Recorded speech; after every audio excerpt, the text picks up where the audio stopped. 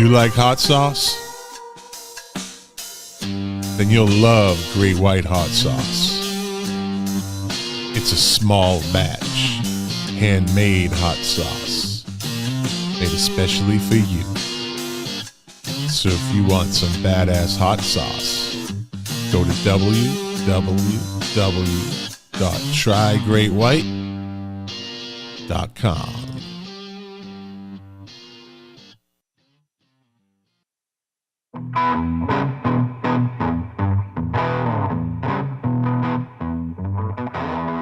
Well, here we are, episode 85, our end of year episode. Yeah, these are always interesting. Coming up on the start of our third year. Wow. And on this episode, no Jack, no surprise. Yeah, I throw a dig, so what? It's my podcast. I can do what I want. But in his place, as usual, Lou Colicchio and Mark Smith from the Music Relish Podcast. Those guys have been dynamite for me all year long. They come through in the clutch. They're great utility players. They can play on my team any day. So sit back, relax, enjoy our end of year show. I know I will.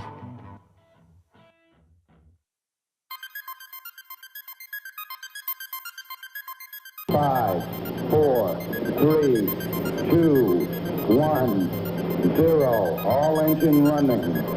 Liftoff. We have a liftoff.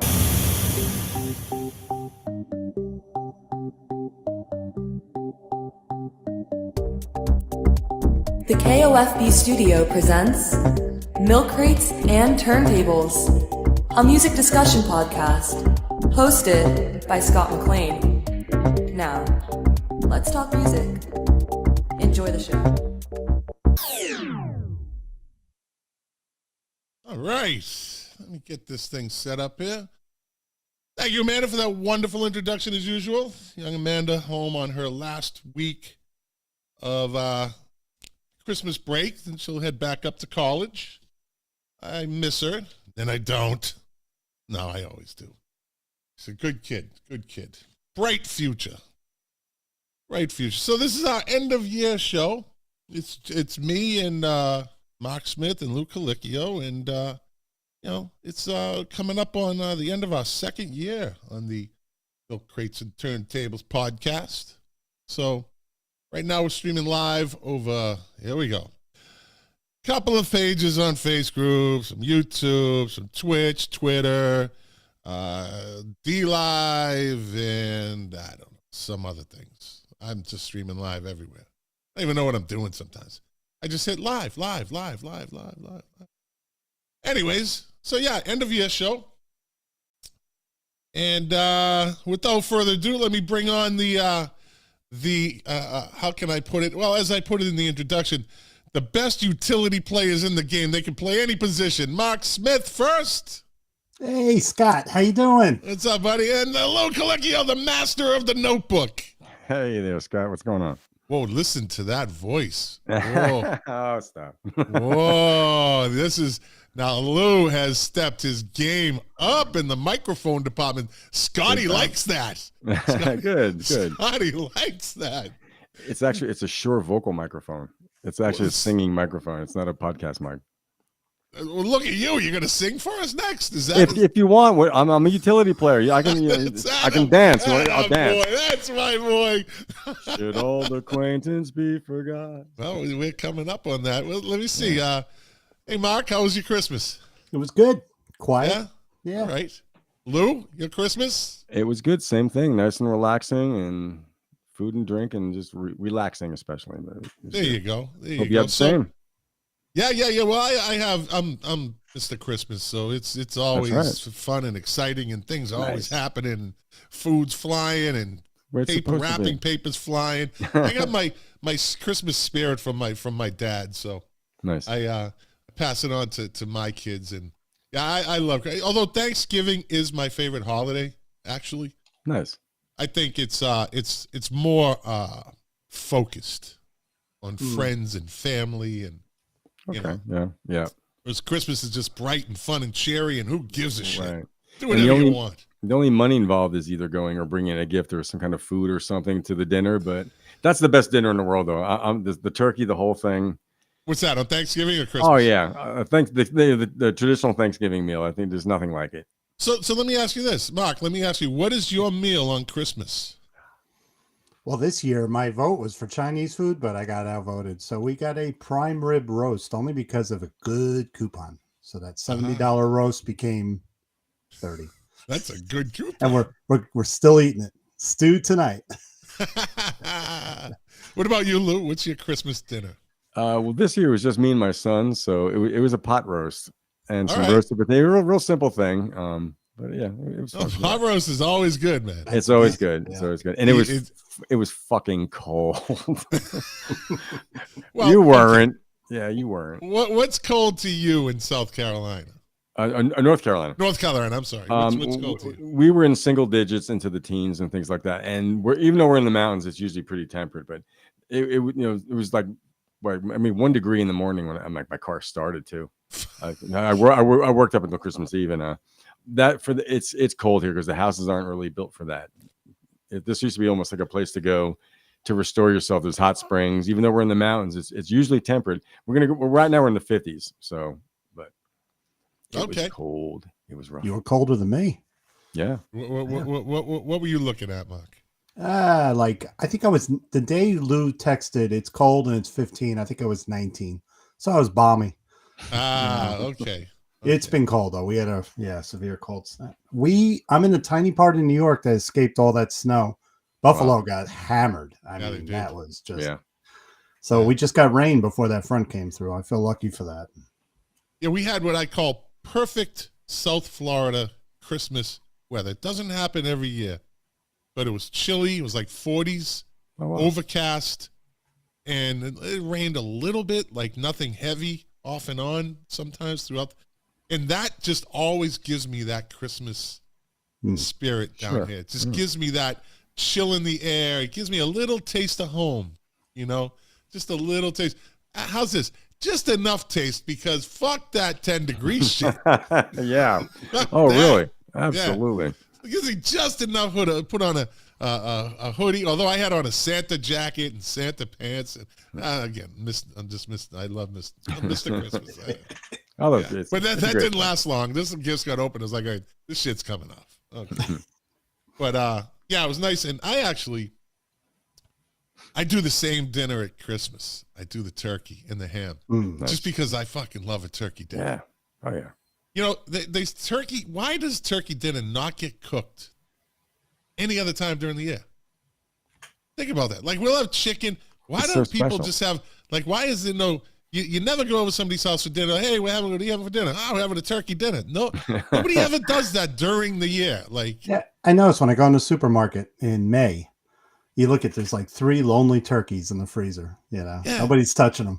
They're all covered. They're covered in freezer burn. They're all like, they're gonna want to buy them anyway. That's one of my New Year's resolutions. I'm gonna have 3 turkey dinners before Thanksgiving. Do it at the exact halfway point of the year. That's one. A special occasion type of thing. Maybe. Maybe. Yeah.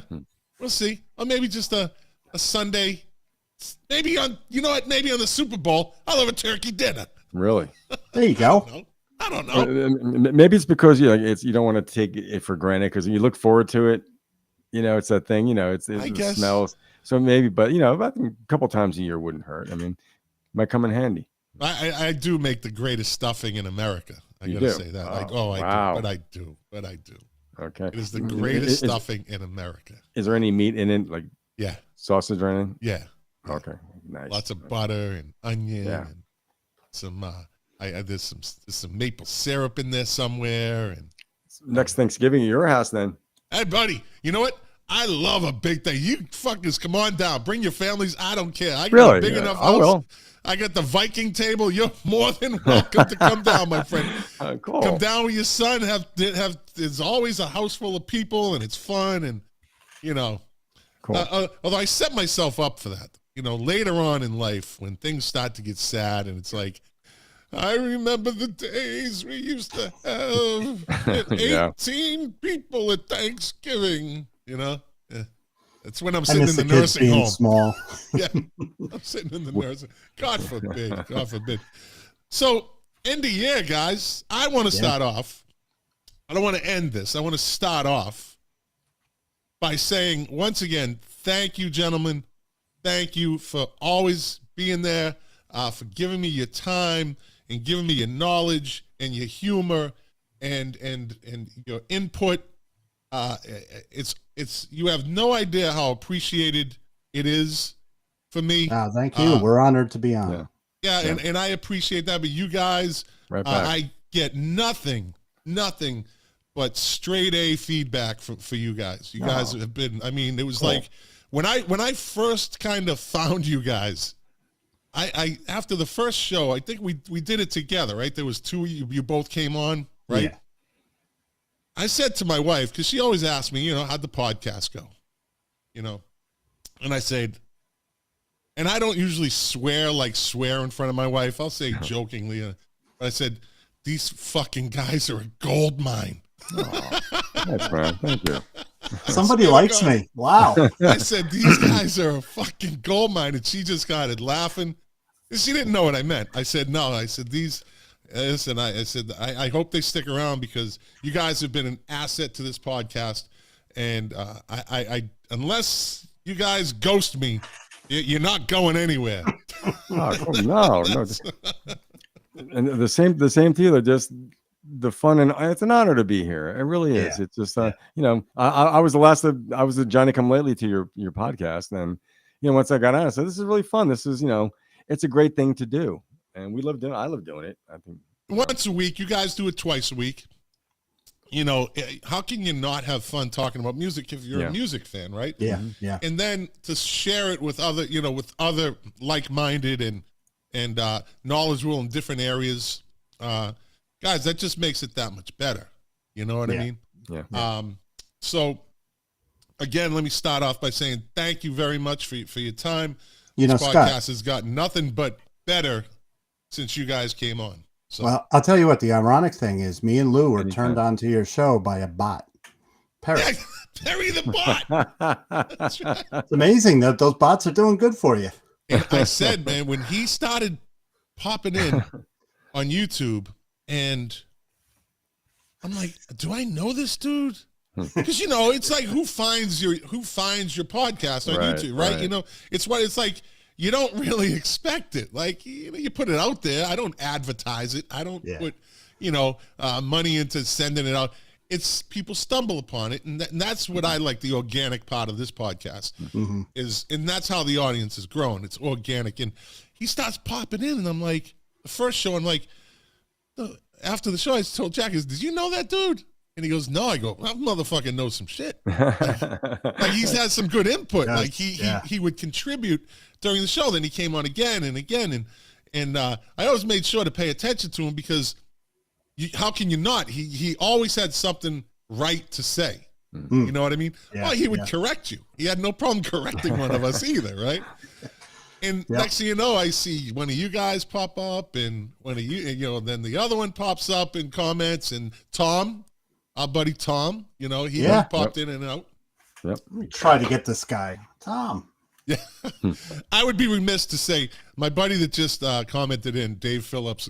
He says, "Good evening." Dave Phillips is an old music guy himself. As a matter, there he is. Tom. Oh, look at that, buddy. Where you at, Tom? Where you at, buddy? He just popped in. He called us bitches too. Yeah. But before I get back to Tom, my buddy Dave Phillips, I call him the king of the 45s. He has his own music thing. He knows quite a bit. One of these days I'll get him on. He's a character. Cool. But he's a music guy. And there's my buddy Tom. There's Tom. The working class hero, I heard. Yeah. He's a working class. He's a John Lennon song now. Right? Man of 300 jobs. Look at that. You know, I could tell he wasn't a lazy guy. No, hell no. That's for sure. We got to get him on at least one more time. Absolutely. You know? Come on, Tom. Listen, Tom knows that the invitation is always there. He can pop in whenever he wants. He's more than invited back on. Tom is actually the one that kind of broke the ice to this podcast, right? He came on. He's like, I'll fill in, you know, and then he kind of led me to you guys, right? Because I think he was on. Perry, he didn't know me and Perry knew each other, and then I think he's the one that told you that, you know. Yeah. So it was kind of interesting this year, and this all happened. I think, was it around the summertime? Yeah, maybe June. Yeah, around June, I think this kind of started to. I think Tom came on. Perry had popped up earlier. The famous show where Tom was mopping his head. Remember that show? What a fucking trooper he was, buddy. That's right. It was the summertime. Jesus. Wow. In a bunker, basically in a concrete bunker, I think. Right? That dude, I mean, you cannot be more fucking dedicated to a podcast. What did you say? He's sitting in a bunker? He's in a bunker. Now, bear in mind, Tom, he's from New Jersey too, and we got some brutal, humid summers. So it probably wasn't alien, but that was close, wasn't it? He was in the garage, right? And he had the door open, right? And you could see his car in the background. And somebody asked me afterwards, was that his backdrop? Was that his I was waiting to see an alligator walk in, you know. I said, no, that was really his car. Oh, they're like, oh, okay. And he was wiping off the sweat, and he was fighting through it, man. But I gotta say, through Tom's dedication, the first time, I think it was one of the first times Mark and I did a show. Maybe you were with us, Lou, maybe you weren't. But after, it was like one of those marathons, like 2 hours and 20 minutes. It was like, you know, probably like tonight's gonna go. But aren't they all? As soon as I'm going to let the listeners know, as soon as we go off the air, Mark says, oh, thank God. It's not that I wanted it to end, but I had to piss for the last 2 hours. And he didn't want to insult me by going off camera. Getting up. Hey, that Chardonnay goes right through you, man. Get a jug, man.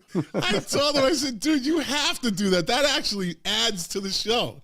That makes it more interesting. And he runs downstairs, knocks over a statue, and breaks something.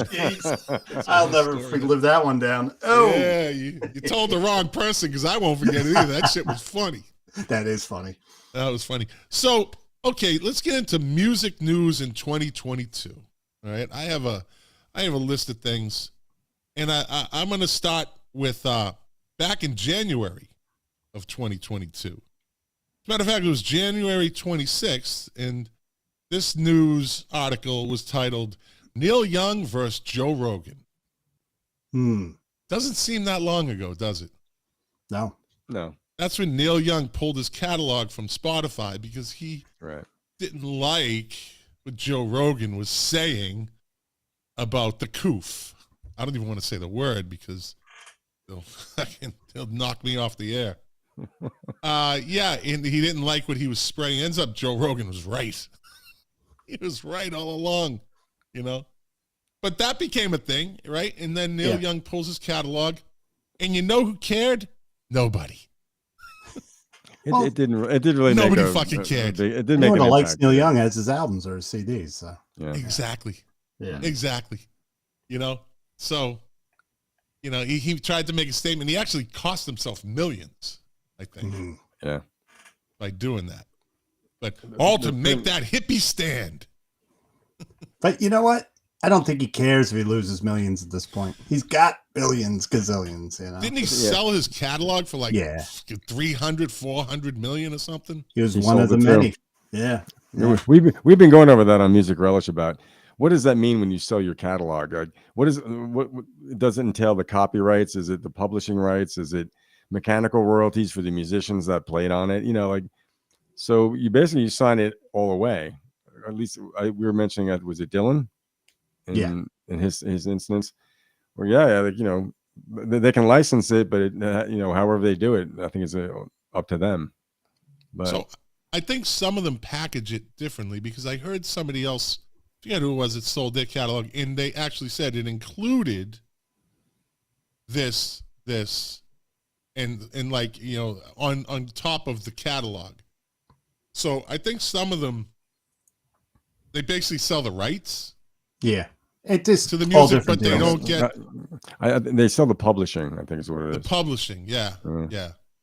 But I think they all cut kind of different deals. As I'm sure some of them want to hang on to a piece of it. You know? In some way, like now, if you were like in the whatever band you were in, like say you Bruce Springsteen, like the guys that played on Born in the USA, does Max still get paid a mechanical royalty? You know, I think even though you remember the band, they all have their own deals too. I would think too. But like they're all millionaires. Well, sure, yeah. When Bruce sold his catalog as the E Street Band out of any financial benefit from that. Yeah, I think Jack mentioned, maybe it was last week, that you know, he sells these he sells the catalog, and you think, oh, the poor E Street Band, and I guess Jack went and looked it up. He's like, they're all millionaires. Oh, sure. Yeah.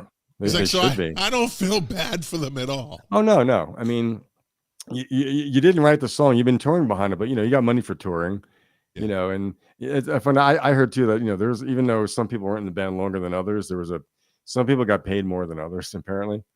Yeah. So even if you were in the band for a longer time, you know, you might have been the highest paid member. It's a deal.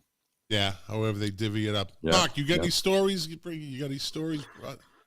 You know, kind of a heartbreaking thing. I lost one of my favorite drummers when Alan White passed. That just broke my heart because that was. I have a whole list. I have a list of everybody. Oh yeah, everybody, month by month. So we're gonna get into all that. It's the hour of doom. I have a theory about a certain month of the year that's bad for rock stars dying. All right, we'll get to that. A certain month of it's okay. Weird. All right, we got cruel that. month. You know. I'm gonna have to some point tonight mention my personal favorite highlights of the year. We all have like something, a couple things, a concert, a release. So I got 2, 3, but I would say, and we talked about this on our show, I think this year's Rock and Roll Hall of Fame entertained me far more than any other. Maybe because it was mixed better, but came off great. You know, I don't always agree with the Rock and Roll Hall of Fame. I very rarely do, but the performances, Duran sounded phenomenal. Yeah. I haven't seen one in ages. It doesn't, but even though I thought it was amazing too, like the sound quality, the performances were great too. Except for Lionel Richie was a little scary. I didn't see him. I didn't actually watch any of it, believe it or not. Okay. I do a music podcast and I didn't watch any of the all rock and roll. I'm kind of burned out from them. I'm kind of like, I hear you. Know what? College football. I used to be a big college football fan until, I don't know, 15 years ago, 20, I was like, you know what? This is ridiculous. Even dart leagues had playoffs. Think of that. Like professional dart leagues had playoffs, but college football didn't have any playoffs. And I started really digging into it. I said, I'm not even giving them my time anymore. So I stopped watching college football. Now they have somewhat of a playoff. They make it interesting, but it's still, I'm not a big fan of the process. And I just started feeling the same way about the Rock and Roll Hall of Fame. Yeah. I'm like, I saw what they were doing, and they're being virtue signaling, and they're, you know, and you've heard me, I don't know how many times in this podcast this year say, you know, Carly Simon, fucking really, you know. Dig it. And it's just, you know why. Some people listening might not like it. It's just my opinion, but I think I'm pretty right on this one. I think you said it's her lips, right? Oh, you know what? Sometimes you should just kind of keep the image of best mouth. She had the best mouth in music, right? And I posted a video on my Facebook page the other day, a couple days ago. She's 79. She's about to turn 80. God damn. And she's sitting on the bed, and she looks 80. Yeah, right? I saw that video. Right? So, and there was some people that commented, like, who's that, Steven Tyler? Right? Oh. Right? I mean, my people absolutely ruined it, right? They ruined it. But it's one of those things where, and somebody said, well, you know, you hope you look good that good when you're 80. Well, it's not the fact that I posted a video that she was 80 to make fun of her. Really, the point is, when you look at these artists that you grew up emulating and loving and loving their music, and you know, she was a 70s hottie by a mile, and then you see them today, it kind of fucking takes something away from it. Sure. You know, that image that you had in your head. Sure. Is all of a sudden it's like, damn, she's fucking 80. Now, I don't know if that's an internal thing that now we kind of look at it and say, you know, I just turned 59. You know what I mean? Like, is this part of it? Watching our heroes, you know, get old. We have these images of rock stars and musicians and singers that we kind of want to keep. But I saw a picture of Joe Perry backstage on the there's just recently over this year. It's not old. He's an old man, like frail. It was hard to look at. It was like, whoa. Right. It was rough. It couldn't be the lifestyle, could it? Nothing to do with the lifestyle. No. I posted another video. I've been doing it lately of Iggy Pop singing recently without a shirt on. It is not fucking pretty. Like, this dude looks like a fucking leather factory gone bad. His skin is like hanging and it's sagging and it's like you can see. And again, he's Iggy Pop, but you know, Iggy, at a certain point, you don't have to take your shirt off anymore. Yeah, you know, and you're a fucking icon. You're an icon in music. Maybe he should cover it up with feces so he can't see that stuff, right? Jesus Christ, where'd that come from? Did he cover himself with dog shit or something? Was that one of his things? That was peanut butter. That was peanut butter. That's right. It was peanut butter. Yeah. There's a couple older That's just my rockers. thing, I guess. I don't know. There's a couple older rockers that take their shirts off. So I saw Todd Rundgren a few years ago. He's like 72. And the second half of his show, he goes into the R&B stuff, and he eventually takes his shirt off. And I'm like, all right, disturbing. Then I saw Carl Palmer a few months ago, and back in the 70s, he would always do during his drum solo, he would do the double bassing and just tear his shirt off. So he was doing the solo, and I'm like, he's not going to take his shirt off, is he? And he took it off. And it's just sagging, you know? So Morrissey, you know, my guy, my favorite artist, Morrissey, he has this thing. He always comes on. He has on like these, always has stylish jeans and shoes. You know, he doesn't wear sneakers. He'll wear a nice shirt and jewelry. Like he kind of looks kind of like an older rock star would kind of look, right? An artist. I don't know if he's a rock star, but and sometimes he has a jacket, and at the end of the show, he just has his shirt on because he gets one, and he does this every single show.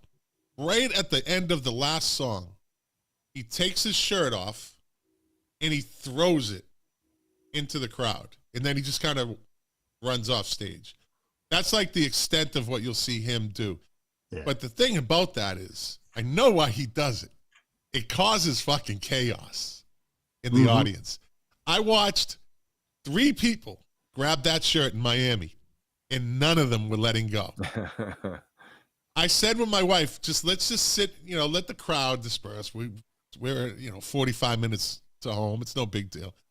And we watched these 3 just hang on. Security was trying to, and they would fucking not let go of that shirt.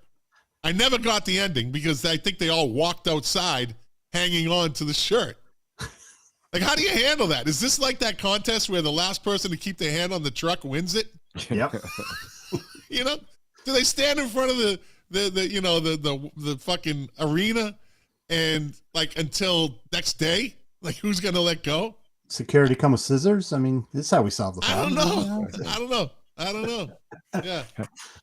How does Morrissey make an indestructible shirt? Yeah, I don't know. He's toying with them. He does, yeah. But he does it every single show religiously. Dave Phillips says Bob Seger never took his shirt off. John Fogerty never took his shirt off. Those guys don't have to. They're not that kind of artist. But Iggy was basically, he always took his shirt off. Yeah. When did he have it on? You know. Yeah. Lou, you got a music story?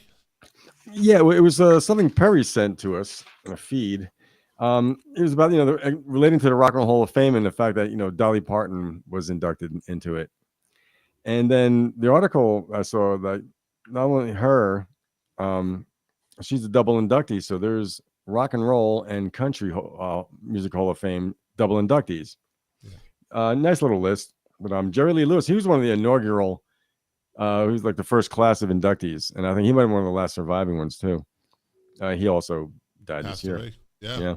But Dolly Parton, Brenda Lee, Floyd Kramer, Bob Willis and his Texas Playboys, they were in the Rock and Roll Hall of Fame. I don't know what if you played a song, I might know it, but I'm not too familiar. The Everly Brothers, Johnny Cash, Sam Phillips, Jimmy Rogers, the Singing Brakeman. I mentioned Floyd Kramer. Ray Charles, Elvis Presley, Chet Atkins, Bill Monroe, and Hank Williams. So there were crossovers, you know. So I got, because I was thinking, my thing about the Rock and Roll Hall of Fame this last show was like nothing against Dolly Parton, but like, you know, she was inducted in, and she, you know, she felt weird about it. Like I think she thought she was being maybe pandered to, or just like a gimme. When I'm sure she feels there's other people that could have been inducted instead of her. Not that she doesn't deserve it. It's nothing, you know. It's just like Carly Sami. You got to wonder why over someone else, or how many other people. But you know, if you look, I guess, you know, the Everly Brothers, and that was early rock and roll, but it was also country. A lot of these people they all had country roots anyway. Elvis, you know, Ray Charles, and you know, country and western music. She's actually now, I guess, she's in the process of making a rock album. Yeah, right. You know, with I don't know what artists. There's a lot of artists that are gonna. Well, there's only so many you could put on an album, but she wants to do Stairway to Heaven, I heard. Hey, listen, you know what? Dolly can do whatever. So that woman, and I said it when she got inducted, I respected the fact that she understood that this was not kind of right why she's going in. Right. And she kind of took a small stand, but it was kind of the genie was out of the bottle, the cat was out of the bag. She kind of went along with it after. I'm sure they were like, we can't turn around now, you know? Yeah. And so she said, you know what? Then I'll make a rock album, and I'll she's always been a class act. That woman, from as long as I can remember, you've never heard anything, not one bad story about Dolly Parton. Yep. Wasn't she married to Burt Reynolds too? No, that was Lonnie Anderson. Lonnie Anderson was, yeah. So was wasn't he married to Dinah Shore also? Weren't they dating back in the day? Going way back, yeah. I know. There's some people that are Dinah who? What? I remember, the TV show, and they said she couldn't sing back then. She was very flat. Yeah, it was Dinah Shore. That's right. Yeah. At the Hall of Fame performance, she actually got up and did a rock song. She played guitar, and it was all distorted. It was crunched out. So she was playing. She was rocking. I'll say that because she's that great. Her voice sounded great. All the women on the show. It was ladies' night at the Rock and Roll Hall of Fame in a lot of ways.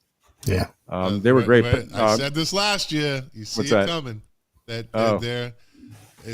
not. They're putting them in for a reason, and it's not really on merit.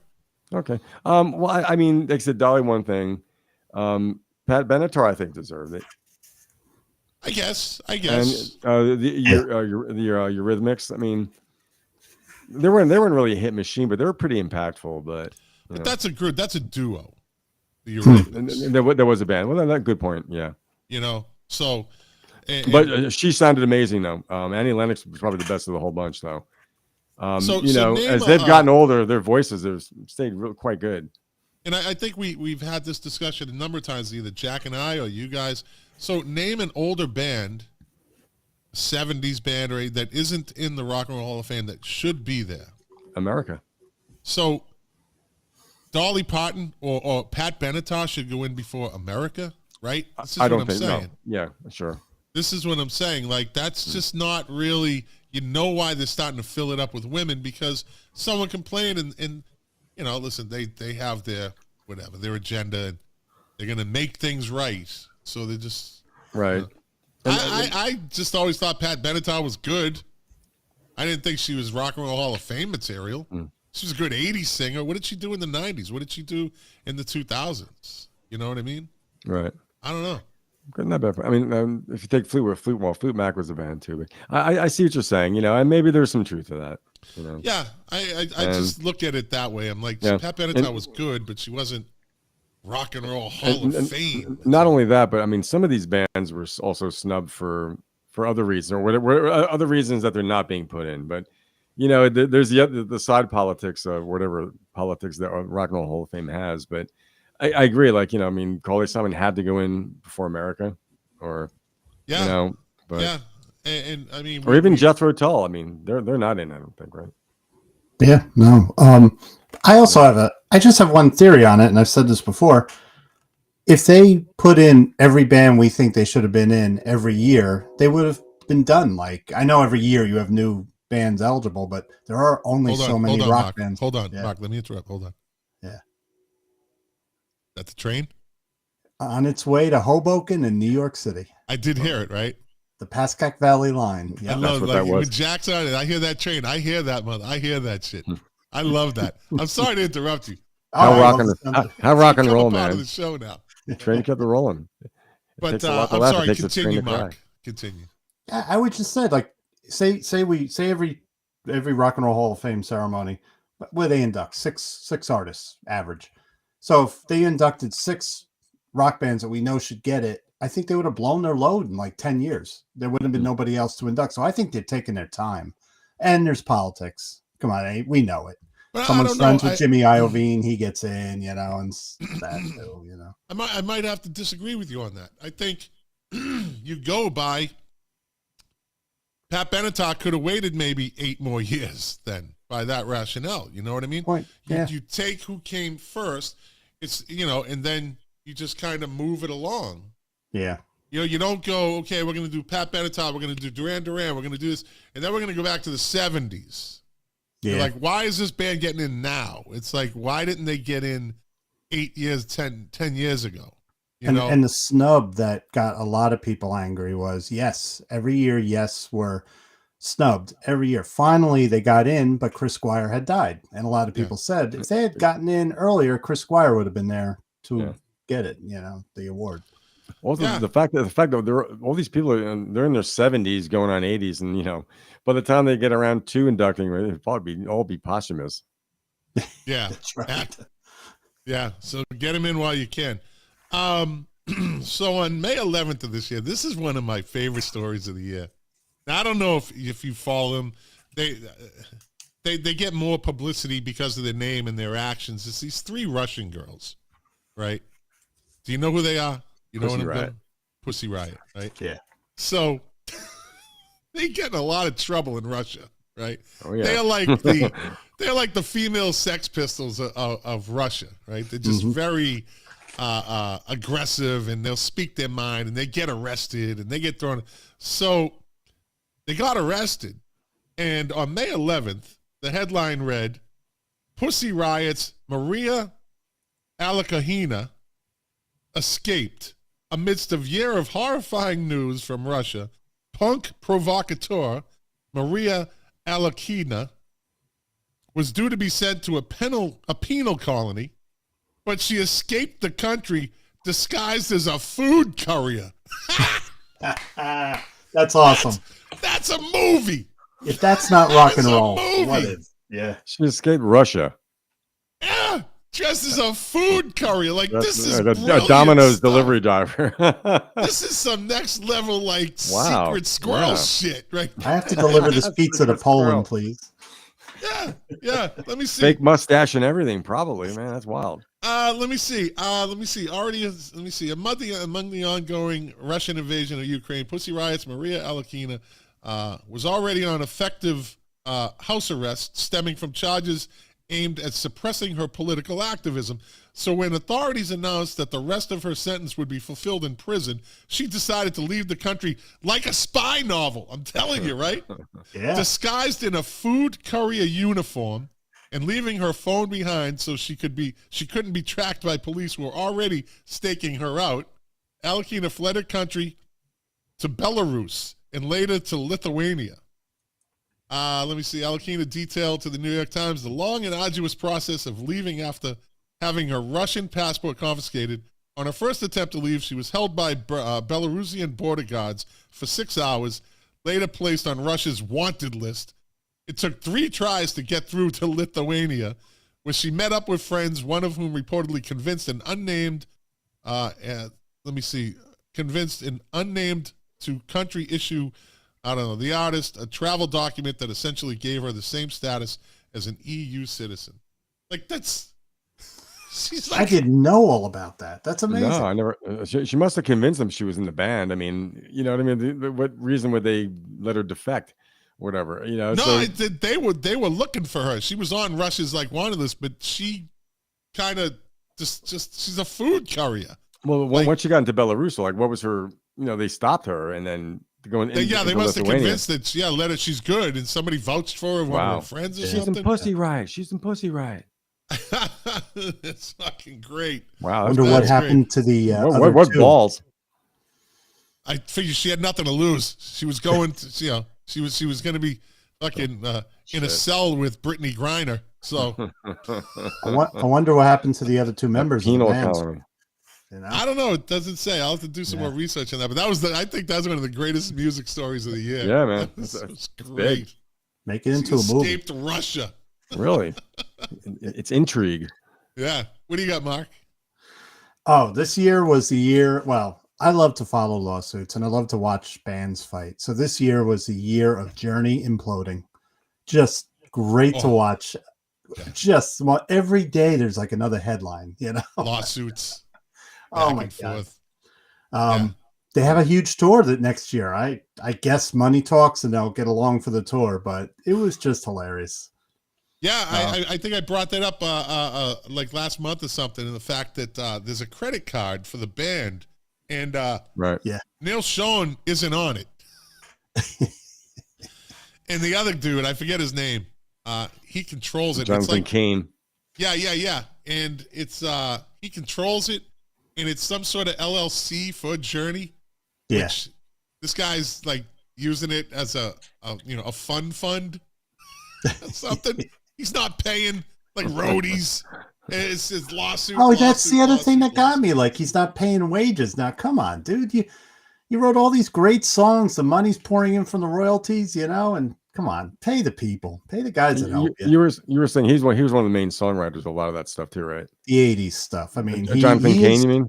Yeah, Jonathan Cain. Yeah, he's the reason one of the reasons they became successful. You gotta give him that, but it's Neil. I say it's Neil Schon's band. Yeah. Yeah, he was there from the very beginning. Beginning, yeah. So what do you got, Lou? Another story? That's all I had. Okay. Where's my one news? We had let me see. Okay, this is kind of on July 12th, Zach De La Rocha, lead singer of Rage Against the Machine. It says Rage Against the Machine's triumphant comeback tour hit a setback when the vocalist tore his Achilles tendon and had to perform seated. See, this just goes to show you, when you get old, you can't fucking jump around the stage like you did in the 90s. Yep. You just can't do it. You're gonna fucking hurt yourself. Yeah, that's the reason why.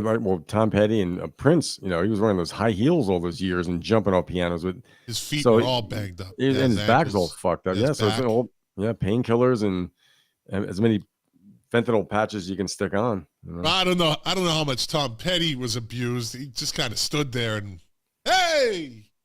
You ever notice that almost every song there's a hey in there or a don't come around here no more. There's always a sound. He makes this hey. If you listen to the song, there's always one of them in there. Yeah, it's also maybe slinging guitars too. I mean, Rickenbackers aren't that heavy, but a lot of guitar players have had problems with those heavy Les Pauls. Those things weigh a ton. That's why I play a Strat. Carrying that thing, yeah. Oh my God. I guess strapping that over your back, over your shoulders, What would happen if Pete Townsend slid across his knees on the stage now? It would be one of those. It would be one of those like where a he $6 million man. Like you see a baseball player slide and his cleat catches and he just launches like a catapult. You see Pete Townsend just stop and slam over, land on his face. Slide across on his guitar under him. His arms are stuck underneath him. He's laying there. His face is in the stage. He can't get his arms out because his body weight got it pinned down. I can see it now. And Roger Daltrey just laughing at him. That would be worth the price of admission. God. Oh, they're horrible. And Bruce Springsteen too. I mean, there's things of him. You can see him leaping off a piano. Like, do that. Yeah, do that now. Or, yeah. You might be in decent shape, but your bones aren't what they used to be. Well, you know what? After the ticket prices he's charging, he should jump off a fucking piano. God, insane. He should. Yeah. That's a whole other story that we beat that up for 2 episodes. Yeah. That's another story is how this Ticketmaster thing of just, raping people for tickets. Yeah. And they're getting way too powerful. And it doesn't even stop at the border. I don't know if you heard about that Bad Bunny concert in Mexico City. Yeah. The counterfeit tickets, And then people that had good tickets couldn't get in. And, they charged almost as much down there as they do up here. And they make a lot less than us. So there are people that cleared out their savings account to see their favorite artists. And I know people say, oh, well, they should have known or what. That's a No, you mistake. love an artist. I know it. If I want to see my favorite artist and I can't get in with a legitimate ticket, I'm going to be pissed. That was unforgivable. Yeah, Ticketmaster, they got me, man. Like I had tickets I'd bought tickets for myself, Jack, and his wife. I was going to fly up to Boston and see Nick Cave and the Bad Seeds. Cool. Had the tickets, is on bucket list concert, and COVID hits, and Ticketmaster basically shut down their fucking phone line. Like, you couldn't get through. Yeah. And by the time I did get through, they said, oh, the time, your time to redeem your ticket has expired. You had, 2 weeks, or you had 14 days to get. I'm like, but you guys didn't have a functioning number. Sorry, we can't help you. Like, what am I going to take them to court for $280? Right. Fuckers. But they're acting like the scalpers. Well, they're on the radar now. Them and Live Nation. They bought Live Nation, right? Yeah. So there was a really good op-ed in the New York Times about a month ago of an artist that explained how it bans. I've never toured. Lou, you toured, so you know about this. And he explained how the money gets divided up and the promoter is there for his own business, but to make it better for you because you bring in your fans. But Live Nation now, they take over like a small theater, and the promoter's under their thumb. So between Live Nation and Ticketmaster, everything is under that control. And the band is lucky to get, eke something out of it. And that's just not good. It's not good for music. It's not good for the fans. That's where the band's supposed to make their money. That's how they do it, Yeah. And, now, who owns Ticketmaster now? Because Irvin Azoff was not I don't think he is now, but I think he was in on, he was the CEO of that at one point. Yeah, but I'm not sure now. So now, are they based out of New York? Because, the New York congressional delegate are looking into their dealings. That's probably why. Or there was an event in New York that they're looking into. Like, I'm sure I've heard the Mexican government is looking into that Bad Bunny racket. Yeah. And so I guess where the incident happens, it'll be where the local district attorney can kind of like look into it. Well, those are counterfeit tickets in Mexico. So that's kind of a different animal. But they said that what happened was even people with legitimate tickets couldn't get in. That's why the floor. Did you see the picture of the arena? I think what happened was the people with the counterfeit tickets got in, and then people that came up behind them that had the real tickets, they're like, this ticket's already been used. Yeah. That's why they couldn't get in.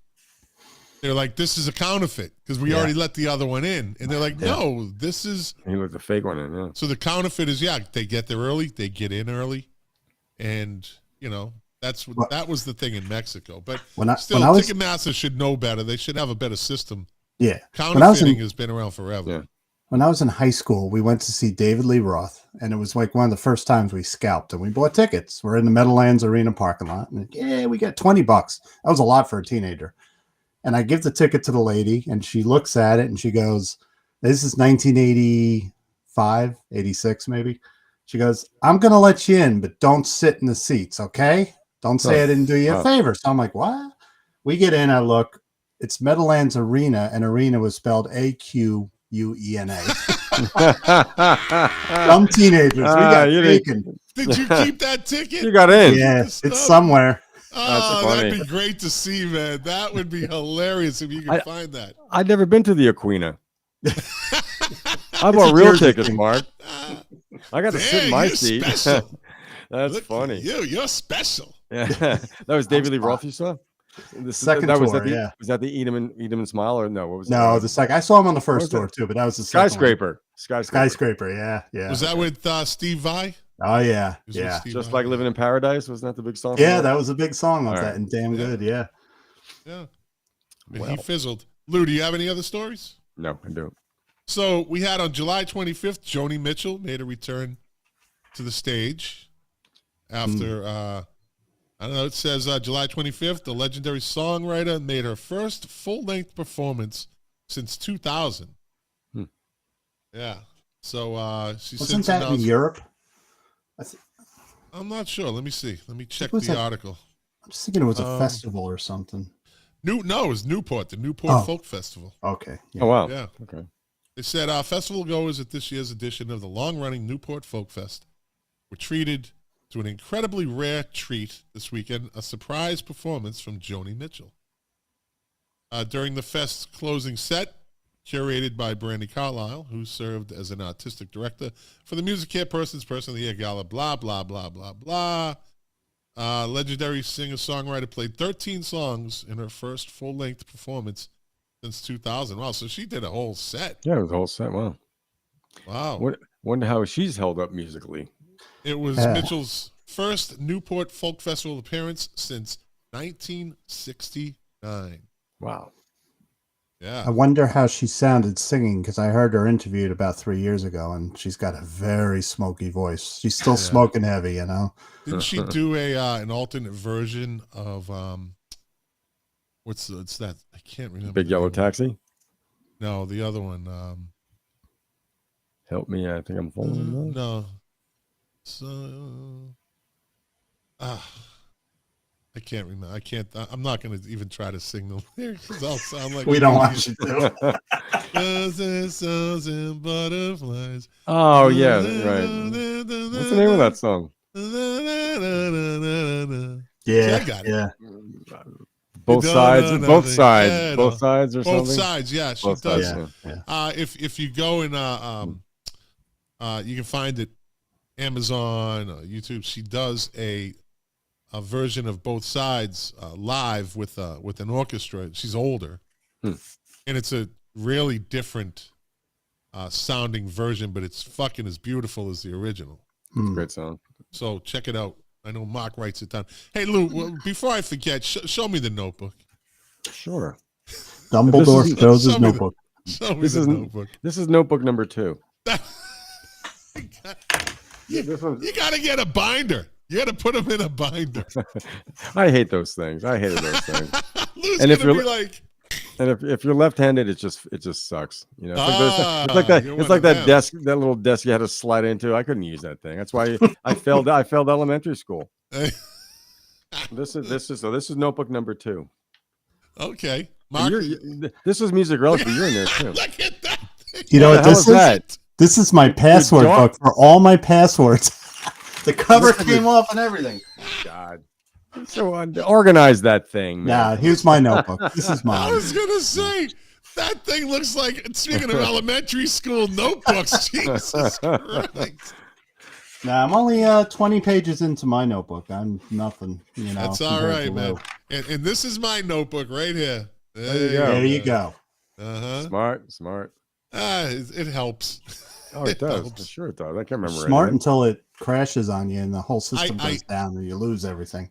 Although I do, my wife, God bless her, the beautiful Dr. Vera, she got me all set up like when I first started doing this, and I didn't know what the hell I was doing, right? I didn't know how to organize anything. I kind of had an idea of how I wanted the show to go, a format, but I didn't know what the fuck I was doing. And, you know, you don't know how you're going to come across and conversation-wise, and you learn as you go, right? And around here somewhere, I have, she got me a notebook with a nice, like, leather case, and, you know, you put it in there, and it's got pen things, and I use that for probably the first, 6 months of the show, and it has all the notes from, like, the first 6 months, and the thing with me, though, is, and I don't know if you do this, Lou or Mark, but when I start taking notes, I basically just fucking start writing everything verbatim, like, I can't do like quick crib notes. I can't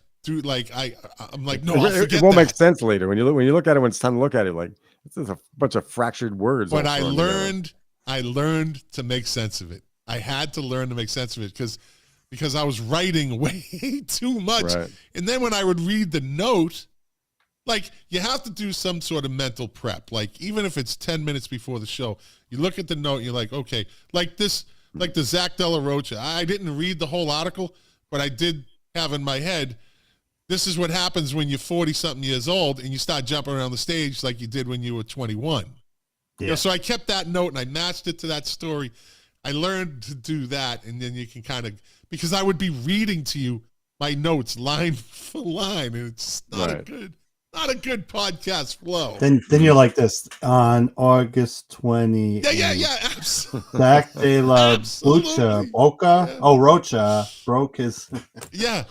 So I kind of, the notebook, I said, I'll just do these in my notes on my iPad, and just kind of work it that way, and it works out for me. It works, and I can just keep doing this instead of turning pages. I can just keep scrolling up, scrolling up. Fabulous. Yeah, exactly. Let's go back to 2021. Let's see what we got there.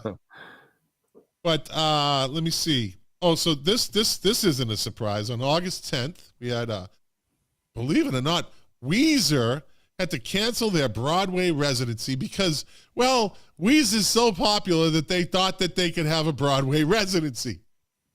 They're not. Oh.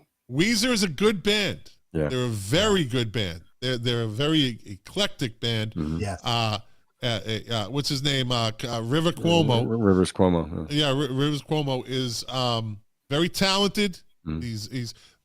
I remember back, I don't know, probably the early 2000s, or they kind of had a big fight with the record company, and they just didn't make records for some years. They just said, I'm not fucking doing this, right? And eventually the artist always wins because the record company's like, we got to get product out there. Yeah. But they are not popular enough to do it. It says frontman Rivers Cuomo cited low ticket sales, Yeah.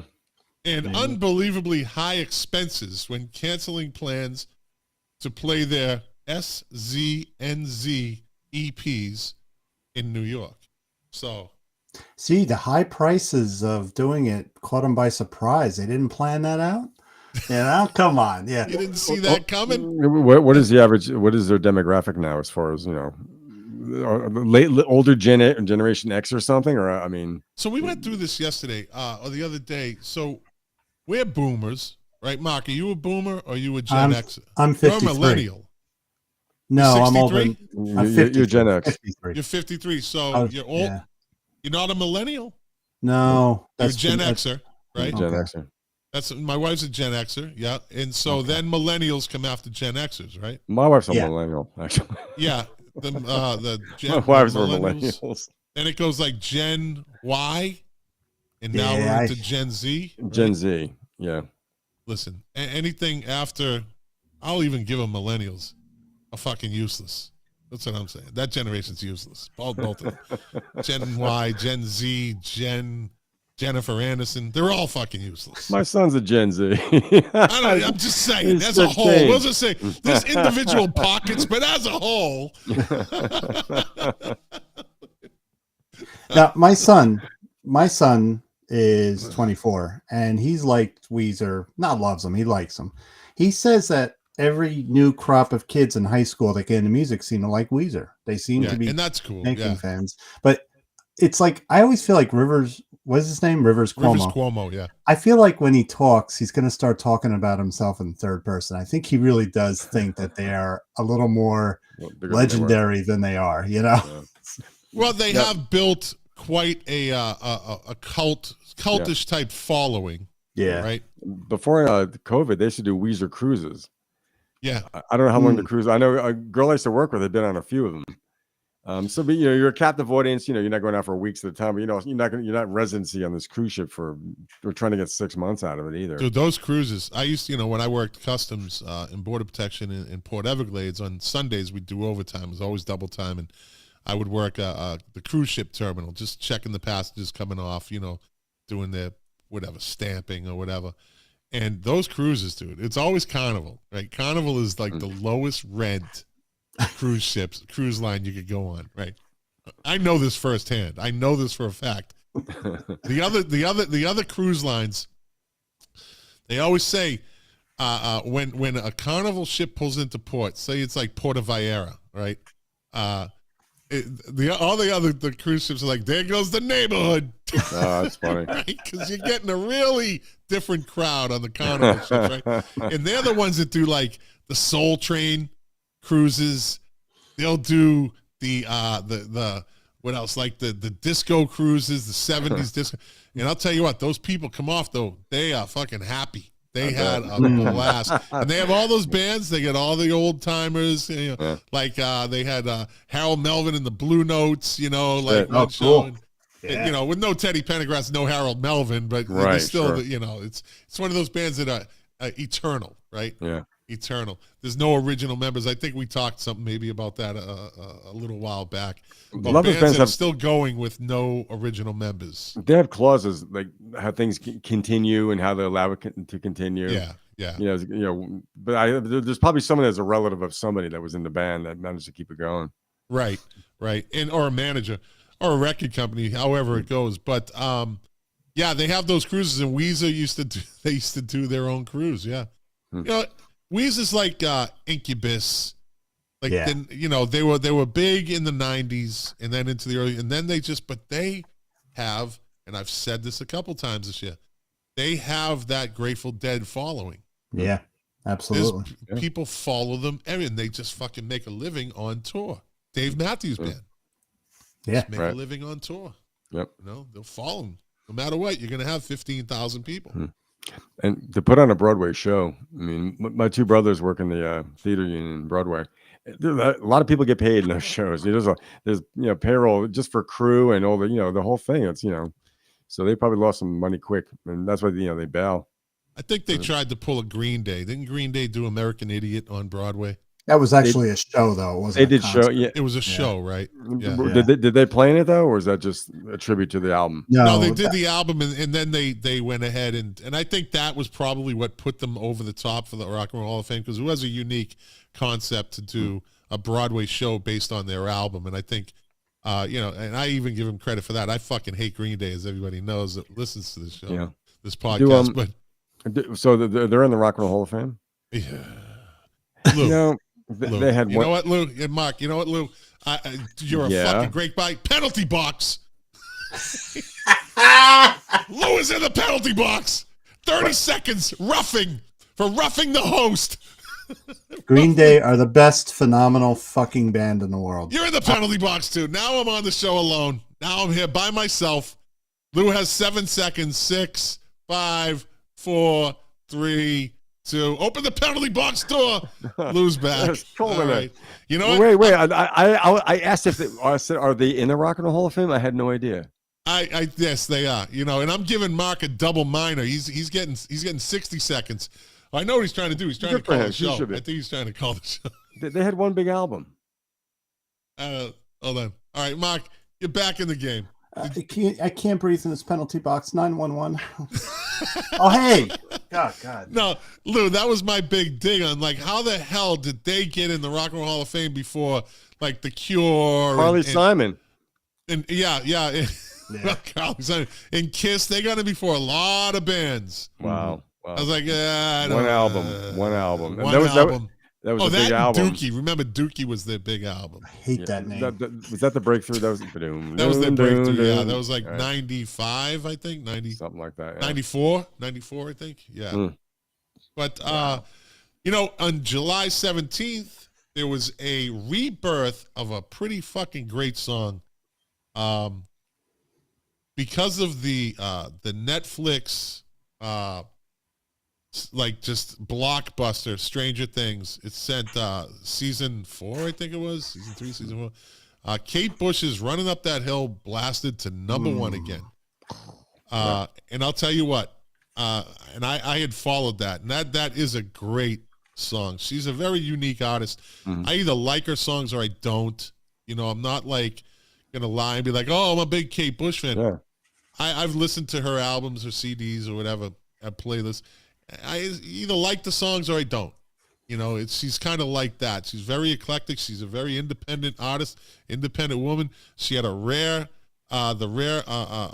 opportunity to call her own shots in the studio and write her own music and produce her own music. They saw her, and I forget who it was you know who it was? From Pink Floyd. David Gilmour. David Gilmour. Kind of listen, someone gave him a tape. A friend of his was friends with her brother, and so she gave it to her brother gave it to his friend gave it to Gilmour, and Gilmour went, what the fuck is this? Yeah, just a tape, a demo tape. Same thing with her in the studio. He paid for the whole fucking thing. He did the same with the Dream Academy. Yeah, that's right. Yeah. So Life in the Northern Town. Yeah, great my song. Christmas song that Jack says isn't a Christmas song, but that was an argument. Oh, I love that song. I got always relate between to you guys in I'm that argument. Not going to beat that up again. That's a great album. Yeah, so Kate Bush shoots to number one, and at one point, she was pulling in something to the effect of $50,000 a week, some shit like that. It was this unbelievable amount of money. She's just raking it in, and she just sat at home. She hasn't done a concert in 20 years. She really has. She stopped. She stopped doing concerts. She did a couple of what do you call them? When they have like tribute benefits or benefits. Yeah, she did she sang that song with I forget who she sang it with, but she also did the song with Peter Gabriel too. Don't give up. Don't give up. Yeah, which is a great song. Yeah. Great song. Yep. So she had a huge resurgence, and good for her. Good for her. I always respect the and why isn't she in the Rock and Roll Hall of Fame? You know what I mean? Why isn't Joan Armatrading in the Rock and Roll Hall of Fame? That's a good point. That is a really good point, Scott. Joan Armatrading. Yeah. Joan Armatrading. She's been around forever. Dude, she just I think it was this year she won Best Jazz Album. Really? Yeah. Look up if it wasn't this year, it was last year.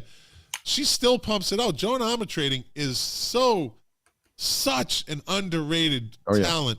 Yep. I mean, she goes all the way back to 79, 78 with All the Way from America. I Me Mine or something like that. Was that she had a Me, hit. Myself, and I was 81. Me, Myself, and I, 81. Yeah, okay. 81, yeah. Me, myself, So the story of me and Joan Armatrading, how I got turned on, I was dating this girl, and Pam Hubley, and she had 3 sisters and 2 brothers. She was the youngest. And we're hanging out at their house one day in the summer of like 80, I think it was. And she goes, hey, let's put on a record. And I said, okay. She goes, listen to this.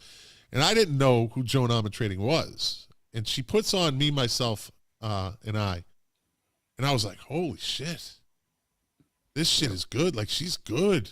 And I always, as you guys know by now, I have a tendency to lean toward female vocalists, female singers over men.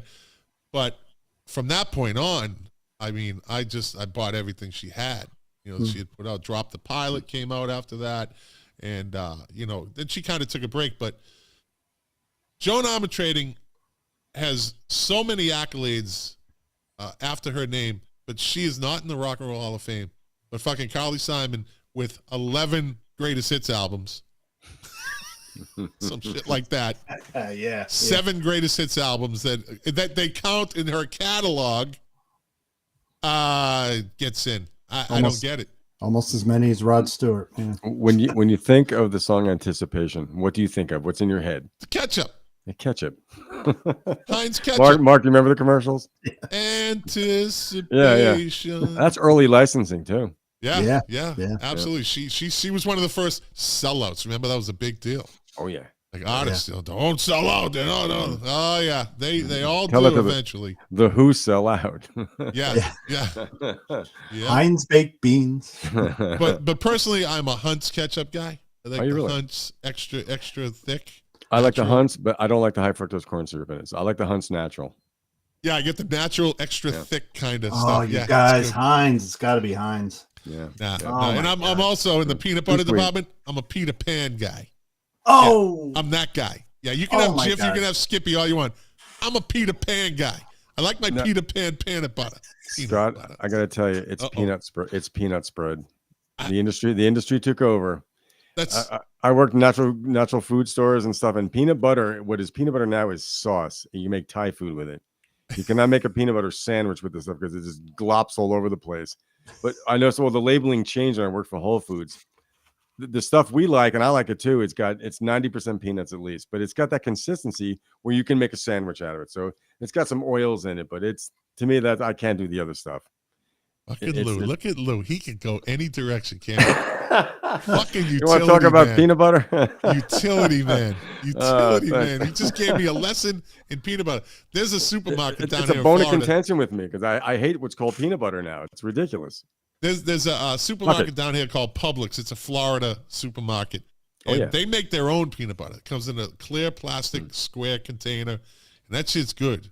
That's real. Like it has the oil. The oil rises to the top overnight. You got to stir it up. You know. There was like Schmuckers back in the Schmuckers, the one, they got both stripes, right? There's a Publix in Weaverville. That's next town over from Asheville, so they're up here in North Carolina. There you go. All right. And that reminds me of going to Florida for the first time, being like, I can buy beer in a supermarket. In a supermarket, I know, right? They're so alien to me, In New Jersey, you don't do that. Now, and by the way, the proper way to make a peanut butter and jelly sandwich is you put the peanut butter on the bread, you put the jelly on top of the peanut butter, then you put the bread on top of that. I'm not hearing any other way. Don't tell me peanut butter on one side, jelly on the other, and the two shall meet. No, you got to. Peanut butter and jelly. Concord grape. That's it. I never do. I can't do them together. I hate it. Peanut butter and jelly. As a kid, I hated it. I was an outcast. Separately, yeah. Together, no. Really? Can't do it. I hate it. It's horrible to me. Lou's been traumatized by PBJs. Like, you can't imagine. Like, no, I don't put it on. I open my lunchbox like it's a fucking horror show. The Clockwork Orange. And my peanut butter sandwiches weigh about a half a pound too. Oh yeah. The breads are relevant. My mother one time looked at me making a peanut butter sandwich with an absolute, I'll never forget this, I was a teenager, an absolute look of disgust on her face. And she said, "Oh my God, you're going to eat that?" And as I picked it up, and it was like a quarter pounder. Loaded. We saw the peanut butter and mayo thing too. So that looked interesting. I did that. I saw that. That looked interesting. It wasn't bad. It wasn't bad to tell you the truth. Have you ever made grilled cheese? I know.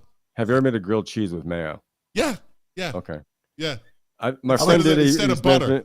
Instead of butter. So it's tangier. It's kind of does it get the bread crispy like it should? A little bit, but you got to watch it because it'll burn. It burns faster than butter. But, okay. What's your brand of mayo? You're a Kraft guy, I think. Was it Kraft? Kraft, only the national brand, but Cane's mayonnaise, they make it in New England, is the absolute greatest. And I've been all around the country. The greatest mayonnaise ever made is Cane's mayonnaise. Okay. You can get it off of famousfoods.com. It's all New England foods. Okay. I'm writing that down. I love Cane's mayo. mayonnaise. Pay for one jar, have it delivered. You fucking will not be disappointed. If you're a mayo guy, you will not be disappointed. Okay. So I will reimburse you for the jar and the delivery if you don't like it. That's a deal. I will all you gotta say is I will trust you. You're like, I don't really like it. I will Zelle you or Venmo you the cost. So you two foodies. We'll give you your money back if you don't like it. I like French fries with mayonnaise. Yeah, that's my thing. Absolutely. And people look at me like I'm just crazy. And I heard it's Costa Ricans and Costa Ricans like that. Yeah. So I love that. You know what I've done it. It's good. I ordered today that I like even better than mayonnaise, but it has tartar sauce. Oh yeah, tartar sauce and French fries. Yeah, really? You can't go wrong. Oh, it's so good. I'll try it. So good. I love tartar sauce. I'll try it. Just get a side of tartar sauce if you're at a restaurant that has a fish with tartar, and it's a winner. So let's get back to music. Yes. Let's see. Apple on May 10th, it's kind of a music story. Apple, back on May 10th, discontinued the iPod. Yeah. They said after a year, less than a year after celebrating its 20th anniversary, the industry-changing music player rode off into the sunset, still full of mislabeled MP3s downloaded from LimeWire and Napster in 2003. So... Nice. My wife is a techie, and she likes like all the gadgets. She's a gadget girl, right? She has the original iPod Nano. Me too. Little square one. Yeah. And the thing, those things are going for like $600 on the secondary market. Really? Look them up because they have like 15 gigs in them. Like that was unheard of. Now, and there's a way that they hack them, and they can give them more space. And it's that little Look up the cost of what they're going on the second. It's $300 to $600 last time I checked. I got the very first iPod with the boring black and white screen and everything. I think she has, I think she and I got the latest one. So yeah, I got this glass kind of like plate. It's a big glass plate, and it's full of antiquated cell phones and an iPod type items. And I look at some of these phones, and my wife, most of them are hers. That it's really like, I'll take a picture of them and send it to you, and you're gonna look and go, I had that one. Pretty funny, yeah. I skipped out. I had that one. You know, they used to be small, and then all of a sudden they get big, then they get small, then they get, and you have some with the stylus. Remember the stylus was? Oh, it was yeah. famous. It was good. Then it wasn't. Mm-hmm. But I had the slide out. I had the slide out QWERTY keyboard. I have. I'll send you a picture. My wife keeps all that stuff. It's heavy. amazing. I was a BlackBerry guy for years. I had to be dragged for my BlackBerry. I loved it. I was the chirp. I was the chirp guy. Nextel. I loved the Nextel. Yeah. The walkie-talkie. Mm-hmm. That they had a copyright on that chirp for like 4 years. They had the rights to that, the intellectual property rights to that chirp. That when you would press it on a Nextel. Yeah. The walkie-talkies. Wow. Let's see. It says on April 19th, it was basically announced that there's no Radiohead at the moment, with Tom York and Johnny Greenwood spending 2022 focused on their new band, The Smile, which Jack went to see last month. Guitarist Ed O'Brien cast doubt on Radiohead's future, saying that they would probably reunite, but might not. That's interesting. Yeah. Probably, but might not. Yeah. So in other words, the other band members aren't happy. They're not happy with it. They'll cool down. They'll be back. Money talks. So. Yeah. They'll tour with Oasis. Oh, look at you stirring the flames. There we go. Oasis are coming back. I know it. No way. Hey, you know what? As a matter of fact, I listened to some of Liam Gallagher's new album. I'll tell you what, his stuff is good, man. His first album, I think when he went solo, was called As You Were. It was okay. It was okay. His voice didn't really sound like Liam Gallagher. Like, it sounded a little different to me, but although it is Liam Gallagher. But I listened, as his albums go on, he gets better and he gets better, and he does tour. He just doesn't come to the States. I would I would go see him before I would see Noel Gallagher's High Flying Birds, I think. Okay. Liam Gallagher is a fucking rock star. Yeah. He's one of the last rock stars. Yes, yeah. Kind of a classic type. Just, what's that? In one of Bob Dylan's recent Cranky interviews, he mentioned like what he thinks of some modern music. He says he likes the Oasis brothers, as he calls them. But he I guess he thinks highly of the Gallaghers. You know, so they're fucking talented. Listen, they're talented. Yeah. And it's kind of cool, like when an old icon would listen to. He's seen Metallica. He went to see Metallica play. Yeah. And so, you know, he's got his ear to the ground. But, you know, I'd say his praise doesn't come lightly. I mean, but evidently he's not a big fan of what's the guitarist, the guy that he's like one of those virtuoso guitarists. Yngwie Malmsteen. Steve not Steve, the other guy. Rock Eye or he plays he's a solo guy. He just plays the guitar. We know who he is. Is it Ed Sheeran, a newer guy? No. He's been around for a while. Yeah, Bob Dylan criticized him, saying that if he had sang with what's the country guy? Hank Williams. He said, he would have ruined the song because that's the way he does things. And this guy pops back like, wow, Bob Dylan knows who I am. You know who he is. You see him all over the internet. Like, he's always doing concerts. Oh, what the hell? He's a really good guitar player. Is he like bluesy, or is he older kind of guy? like a Steve Vai type? He's kind of a little of both, I think. Either way, it doesn't matter. It's not Joe Bonamassa, is it? Yeah, that's it, I think. Oh, really? I think it's him. Yeah, I think it's him. Oh, boy. Joe Bonamassa. Perry would be glad to hear that. Yeah, I believe it's him. And he was like, you mean he knows who I am or something like that, you know? Wow. And he said, then he pops back. He says, well, you know what? I don't think he's right. I think me and Hank would have worked it out, and it would have come out good. So there you go. Screw Bob Dylan too, old cranky old fuck. I love him. Not everything's done. September 9th, John Lydon, a.k.a. Johnny Rotten, former members of the Sex Pistols sparred all year, but perhaps the strangest moment was when John Lydon, Johnny Rotten, famously anti-monarchical singer, posted a sincere tribute to the late Queen. Evidently, he liked her. He softened. He got older, and, well, don't we all? Yeah. Let me see. We talked about this earlier. November 17th was the Ticketmaster disaster. And on November 20th, and I say good riddance, Elton John's final North American show. The Rockman's seemingly endless farewell tour finally brought him to his last ever North American show in Los Angeles. He will move on to Australia and Europe in 2023. That tour never ended. I don't believe it. That tour just went on and on, like the Kiss tour. I don't think he's ever done. I don't think he's done. These people can't live like that. They need that adulation. They need that attention. They need that crowd. It's part of their soul after a while. Yeah. I think they really go when they know they can't do it anymore. Yeah. You know, so I mean, I know some people saw a show in Charlotte, North Carolina, so it was great.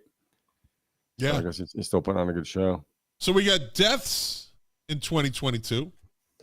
Lou, give me your theory on the month that you think is cursed. Well, I know maybe not this month, but January seems to be pretty cruel for rock and roll deaths. If you look back on that, was it in 2016? It was David Bowie. I looked at that yesterday, as a matter of fact. Yeah. Glenn Frey, Neil Peart. Yeah. And there were a couple others I didn't look up specific, but in the course of the year and even the years before that, I'm like, January is kind of rough. Happy New Year. This past January, we had, do you know who Don Wilson is? Don Wilson. Played with the Ventures. But you guitar guys might know something about that. Jeez, he stumped us. Yeah. Nice. He passed away in January, last January. Meatloaf. Passed Meatloaf. away January 20th. Let's see. January 20th. There you go. Yeah. That cruel month. Ronnie Spector passed away last January 12th. January 12th. Yeah. And, there was some other people, lesser known people. They kind of wrote everybody in there. It looks to me, though, that this year, I think April was in April, or was it May? April has 1, 2, 3, 4, 5, 6, 7, 8, 9, 10, 11, 12, 13, and then May has 1, 2, 3, 4, 5, 6, 7, 8, 9, 10, 11, 13 also. So April and May were kind of rough. Yeah. You had, let me see, in February, as it's spelled in front of me. Be more Pacific, will you? That's right. The godmother of funk, Betty Davis, passed away. Yeah. I don't know if you've ever listened to her. There's a great documentary on her, on Betty Davis. I can't remember the name of it offhand, but it's fascinating. If you don't know about her, you're going to learn about her, and you're going to be like, damn, this girl was something, man. She was a different type of girl. She was talented. Betty Davis, who was, and I tell this story, and they tell this in the documentary, she was married to Miles Davis. Davis wasn't her maiden name. It was her married name. They got divorced. Lost Lou. P-break. So I'm next. Betty Davis, they asked her, they said, why'd you keep his last name? And she said, because I fucking earned it. That's true. Yeah. He hit Cicely Tyson. If you got to take a break, Mark, go do it now, buddy. I'm serious. Go do it. I'll take it. I'm fine. I'm fine. Sure? I'm waiting for the drum solo. Oh, wait. Lou's going to kill me on that one. Lou just dropped off the earth. Like, where's Lou? Let me see. So that was February. Willie LeCoq was from Leacox. Willie Leacox from America. Yeah. Let me see. Ian McDonald from King Crimson. Yeah. Talented guy. Well, King Crimson and Foreigner. And Foreigner, yeah. Yeah. Mark Langan from the Screaming Trees. Passed away. Let me see. It's going to March, where we had Taylor Hawkins. You believe that was March? That long ago already, huh? Wow. Well, it took a while for them to get the tribute concert together. Yeah, but it just doesn't seem like it was that long. Let me see. Tracy Braxton. I think she's the sister of Tony Braxton. Oh. I think. Jeff Howell from Foghat. Yeah. Passed away on March 5th. Then we get into April, where we had Naomi Judd.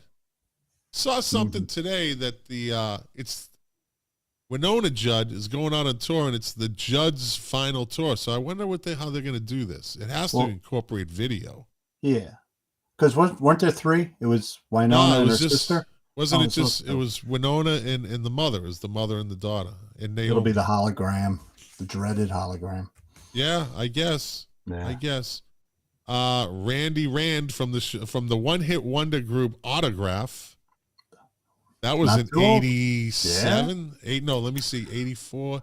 Like 84, they had I forget the name of their hit, but it was Turn Up the Radio. Look at you, buddy.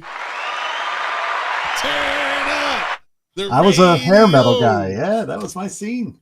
I was I remember that song. I think they played down here in Fort Lauderdale during spring break when I came down here. I think they had a concert. Autograph. It was a big deal going at the time. Let me see. Andrew Woolfolk from Earth, Wind, and Fire. Rick Turner from, no, it's not Autosave. Who else? No one really. Oh, Joe Messina from the Funk Brothers. Let me see.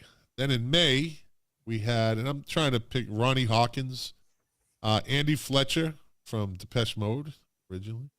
Didn't know that. Alan White from Yes. Yeah. Right? That killed me. Let me see. Mickey Gilley, country legend, right? Yeah. And Rick Parnell from Spinal Tap. And then not the drummer. Yeah. Lost another drummer. Then in June, collapse this, we had Brett Tuggle. I know that name. Brett Tuggle from, it had to be the original Fleetwood Mac. Oh. Had to have Somebody been else because probably. Wasn't one of the guitarists, the many that played with him. Yeah, probably when they were a blues band. Yeah, maybe. Yeah. We had Jim Seals from Seals and Croft. Yep. And Alec John Such from Bon Jovi, right? That kind of surprised me. Then in July, we had Bob Heathcote from Suicidal Tendencies. Was he the lead singer? No, Was he I don't think so. Guitar player? Don't know. Paul Ryder from the Happy Mondays. That was July. Jesus, this stuff seems like I just did a show on it like 2 months ago. Yeah. July. Wow. William Hart from the Delphonics. And Manny Charlton from Nazareth. Right? No, Dan McCafferty from Nazareth. They the say singer. July 5th, 2022. Manny Charlton from Nazareth. Oh, so two guys from Nazareth died I this guess year. so, Wow. yeah. I guess so. Then we had in August,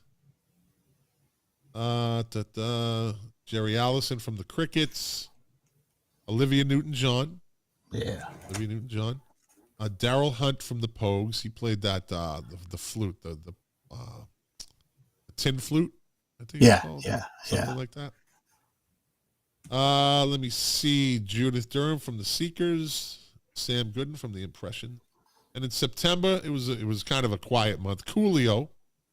Coolio, the 90s I love Coolio. rap icon who went on to voice in Rugrats, I believe. He did a voiceover in Rugrats.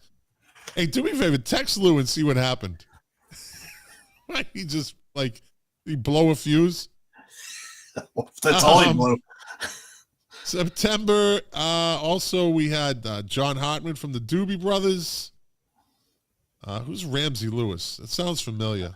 Jazz, piano player. That's right. That's right. I don't like to say pianist because it always comes out wrong. That came out wrong, by the way. That came out wrong. In October, we had, for you punk rock fans, D.H. Peligro from the Dead Kennedys. Had Jerry Lee Lewis passed on October 28th. Greg Philbin from REO Speedwagon passed away. Angela Lansbury, classy lady, Mary Poppins, Murder She Wrote, all the way through. She passed away, but she was also a very talented singer. Yes. And in October, on October 4th, Loretta Lynn passed away. Yeah. Then we come up to November, last month. Let me see. Jeff Cook from Alabama. Dan McCafferty from Nazareth. Okay. There you go. Gary Roberts from the Boomtown Rats. Keith Levine from The Clash. Irene Cara. What a feeling. By the way, just throwing that Keith Levine was also in Public Image Limited too. There you go. That's right. He was. Yes, he was. Yep. And the late, great Christine McVie. Yeah. So isn't it kind of, as the song says, isn't it ironic? That car commercial starts popping everywhere with that Christine McVie song. Yeah. Ooh, I want to be with you everywhere. Right after she died. And it was actually right before she died. Oh, okay. It was kicked off before she died, and the song kind of got this big resurgence, and then she passes away. It's like, at least she got her, I guess, moment in the sun with everybody listening to that song, and it starts getting played again, and it got kind of popular again. It's a great song. It's a great song. And as I said, some of my favorite Fleetwood Mac songs are pretty much all her hits. Any Fleetwood Mac fan knows that they know how. She's the glue that kept the band together. Dude, Mick Fleetwood, you know. Yeah, I saw it was one of these rare outtakes of her and Stevie Nicks. Stevie Nicks was just a kid, it seemed like, and Steve McVie was a little older, you could see, but not much. And they were doing some sort of spot, like a promo, and Stevie Nicks. Let's see, and he's back. Hey, there you go. What happened? I went out for a pizza. Lisa's again, Lou. Lisa's. Go to hell, Smith. Lisa's rocks. Lisa's is the best pizza in Westwood, New Jersey. I got a bad eighth there one time, so I never went back. Right? A bad eighth? You call it an eighth?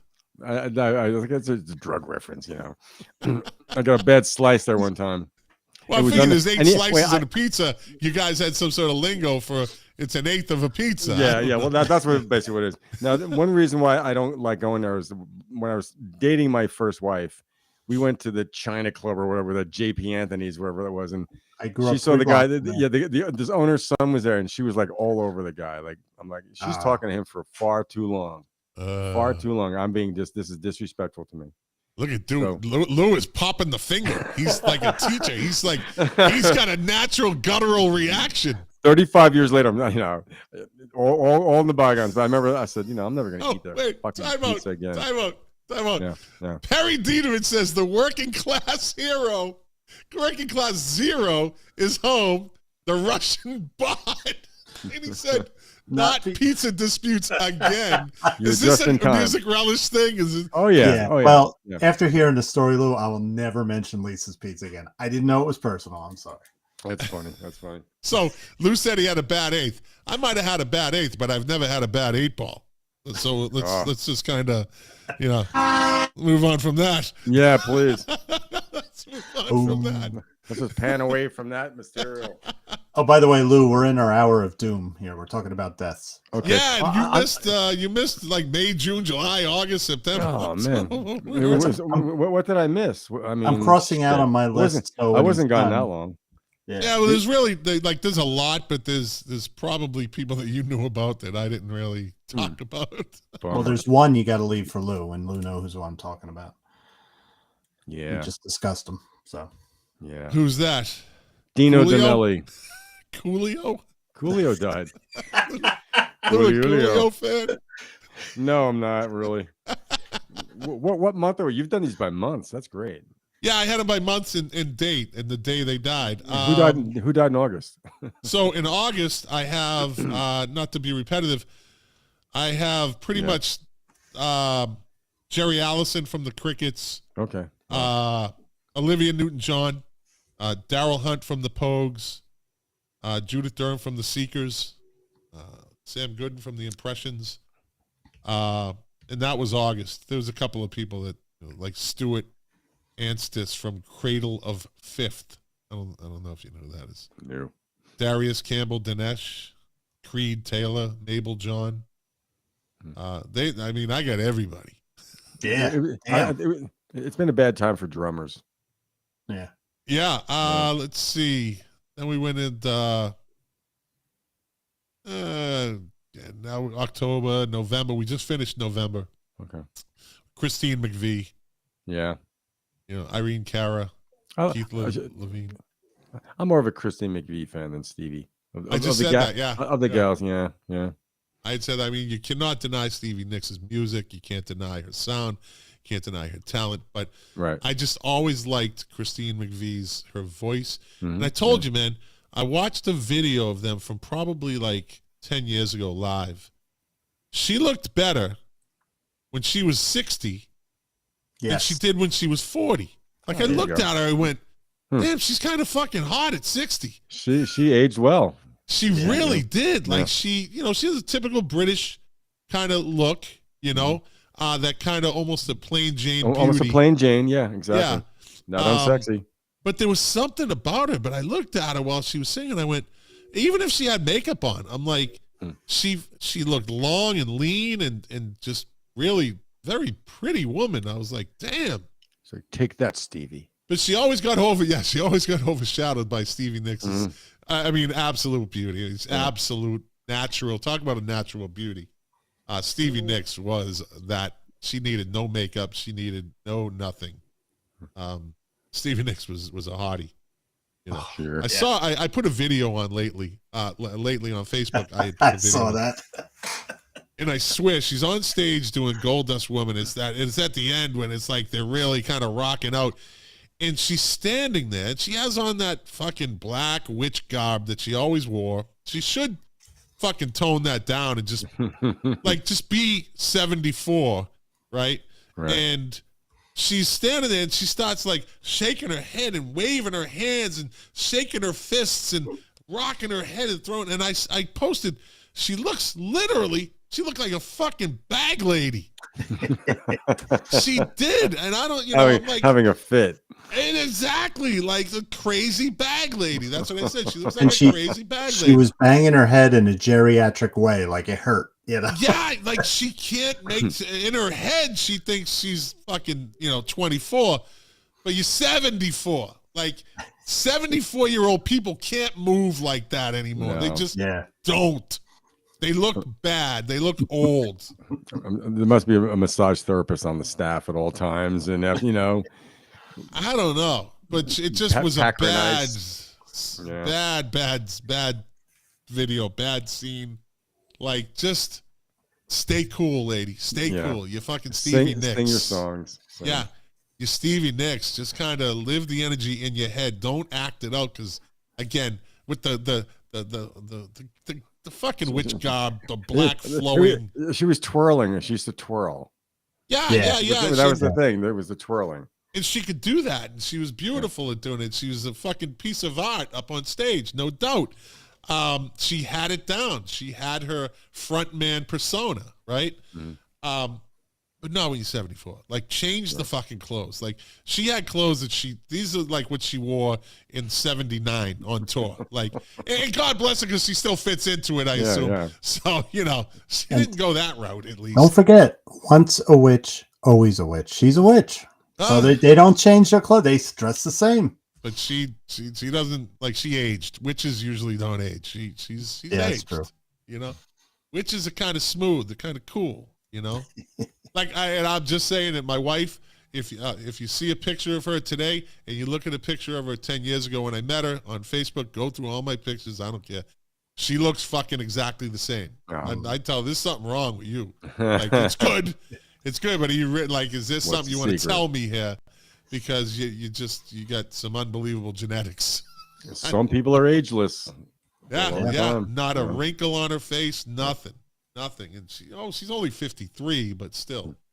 But Stevie Nicks, the clothing and like wear a nice black gown and just stand in front of the mic and be Stevie Nicks.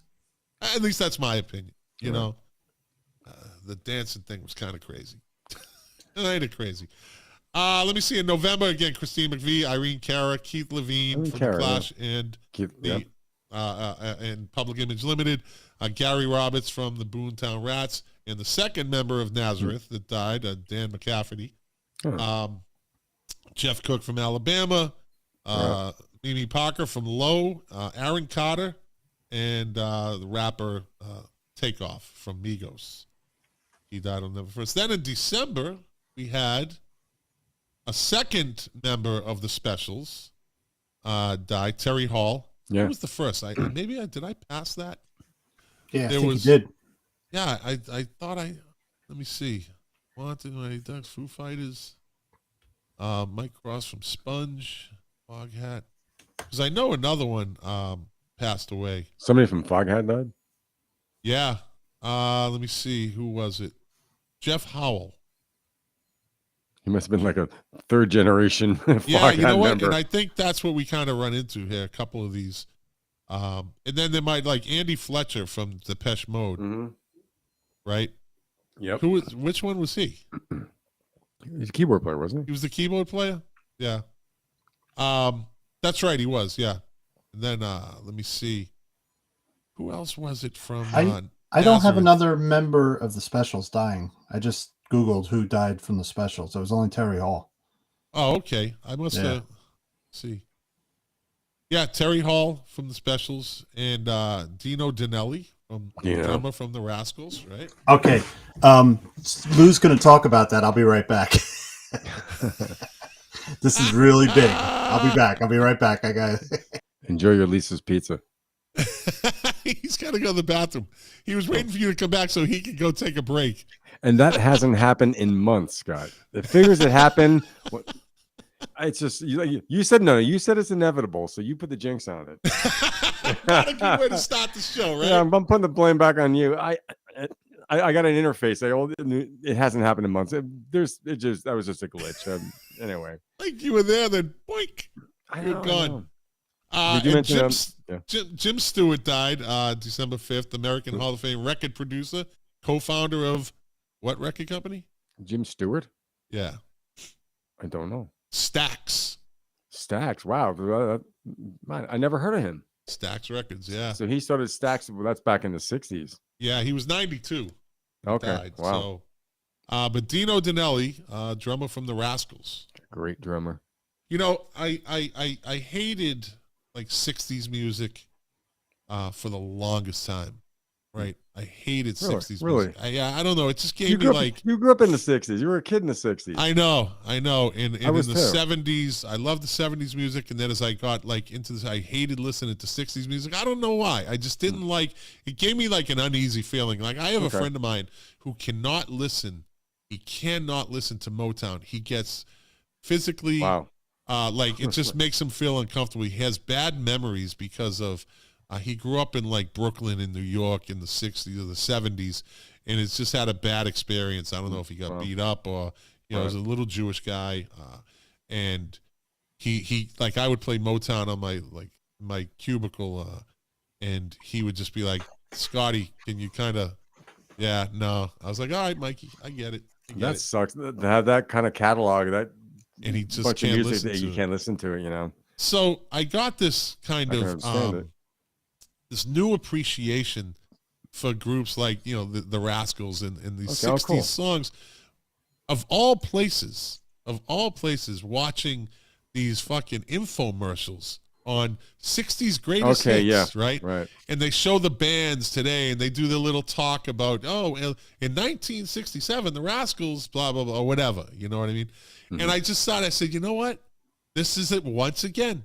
It's the beauty of music.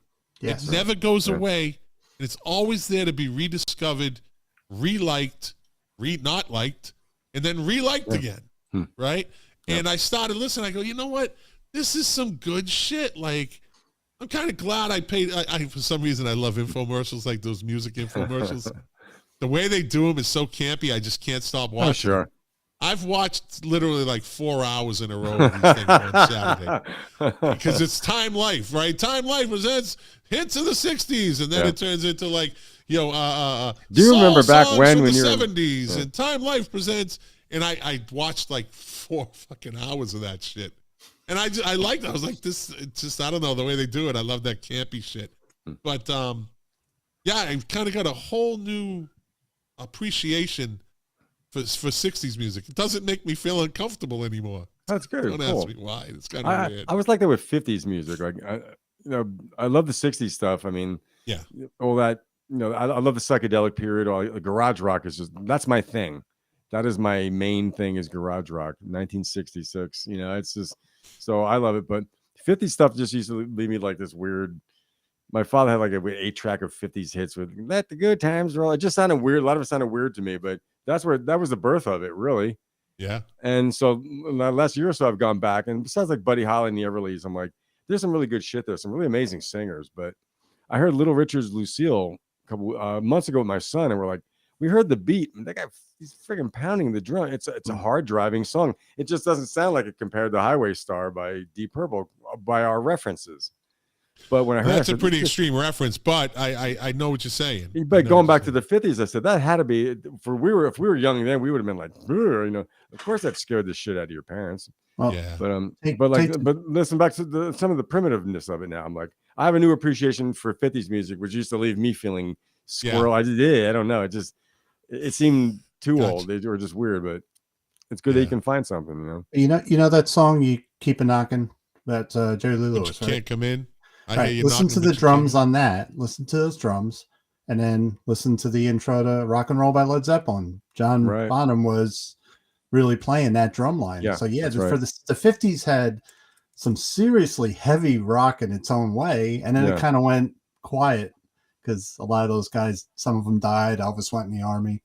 We were talking about this, right? Rock kind of got wimpy again, and in the 60s it kind of regenerated. The early 60s in particular, I mean, there was a lot of shit there. I mean, Sugar Shack was the #1 song in 1963. Did you talk about Bobby Rydell dying? I don't think I did. Did I? No. Maybe he's not. Maybe he's not dead. I just want him to be. No, that's terrible. That's not, no. He listen, died. I've said that about a couple of artists this year and mortified Jack. So. Well, he had those things like, he had the teen schmo. It was just bad stuff. That stuff paved the way for the Beatles. But so I think from the British invasion on, the 60s were cool. But in the beginning, except for Motown, which unfortunately some people don't like. But yeah, it's terrible. Well, Mark, I think you just mentioned the drum beat for rock and roll and the drum beat for I Hear You Knocking. Dave Grohl in an interview recently, and I've talked about this recently. Said that the opening drum hits for Smells Like Teen Spirit, he said he got them from the Gap band, I Dropped the Bomb on You. Wow. Yeah, it's either I Dropped the Bomb on You or with his Party Train, one or the other. But he got it from them, from the Gap band, that drum beat, that drum hit at the beginning. Very cool. Yeah. And that's what you talk about, the influences, because like Lou mentioned Deep Purple when he was talking about Little Richard. Listen to that. Well, Ian Gillan in general, but listen to Speed Queen from the In Rock album. He is Little Richard when you hear him scream. He's and that was his big influence. He's basically an updated Little Richard. Well, Little Richard probably should have got the moniker of, I would think, King of Rock and Roll. Yeah, I think so. Because he was, talk groundbreaker, trendsetter, absolute original, like wild. Yeah, and Jerry Lee Lewis was more like rockabilly. It could be more kind of construed, I think, as you know what I mean. Definitely more country and more obviously country. Seemed to have a little more country influence in his song, in his music. But Little Richard was rock and roll. That dude was just rock and roll. What month did Jerry Lee Lewis die? You did mention him. I'm sure. Last January. Last January. Another January. I'm telling you, it's fucking wild. No, let me see. Jerry Lee Lewis, Meatloaf died in January. Let me see. Meatball. Jerry Lee Lewis died in like a meatball out of hell. Lou, do you know who Willie LaCox is? I do not. I guess he was with America. He might have been like the replacement. Willie Lee Cox, right? Lee Cox, yeah. He was the wait, was he the drummer? I'm not sure. There was yes, he was a drummer. Another drummer bought it. Come on, man. Holy shit. Lou, stay home. So we looking for. Do you know who Joe Messina is, Lou? I don't think you're here for that. Joe Messina? I have heard of him. Was he songwriter? Funk Brothers. Okay. The Funk Brothers, yeah. Weren't they the Motown? That was a Motown band, yeah. Backup band, right? Do you know what he played? Guitar. He was a guitarist. I was going to say, hopefully not drums. One of the few white guys. Yeah, that's right. That's right. Yeah. Let me see. Jerry Lee Lewis. Why can't I find him now? I don't think it was January. I think that was it was recent. October 28th. Yeah. October 28th. Yeah. And I thought we all thought he had died already. So we talked about him last Sunday, and when Perry asked the question, he goes, "Who was the artist that showed up at Elvis's house brandishing a pistol, bitching about the fact that Elvis got better press?" Jerry Lee Lewis. It was Jerry Lee Lewis. Now, there's a podcast called Disgraceland. I think I mentioned this before. If you want to hear some crazy ass stories, that is a great podcast. I think it's like 4 years old now. Do you know who the host is? It's some kid. Okay. He came up with this, and what he does is he takes specific stories, not like they talk about Keith Richards. Like there's one episode on the Rolling Stones, and he gives the story of how Mick Jagger came up in Keith Richards with the song "Faraway Eyes," right? The girl with faraway eyes off Some Girls. Mm-hmm. Track it down. It's the podcast is called Disgraceland. Okay. And like I said, it only zeroes in on specific moments in a band's career. It's not a biography of the band. Specific moments, specific stories within the career of the band, and they really break down these stories, and it's done amazingly well. They I think their first year they got some podcast award for best new or fastest growing podcast or something. But Disgraceland, and for music people, it's just a good listen, and they're not long. I think they're 30-minute episodes maybe. Okay. But the logo is like a zombie Elvis, right? You can't miss it. Disgraceland. All right, so I think we covered all the deaths. We covered all the news. You missed a few. You missed a few. Yeah. Give it up. Give it up. All right, you want me to fill in a couple? Yeah. Gary Brooker from Procol Harum. That's true. Okay. Vangelis. Dun, dun, dun, dun, dun. Michael Lang, who, Woodstock, the promoter. And my dad got to know Michael Lang, and really nobody liked him in that area because of what he did to the area. Dino, I was going to wait for it. Herbert Deutsch, the co-creator of the Moog, Lou.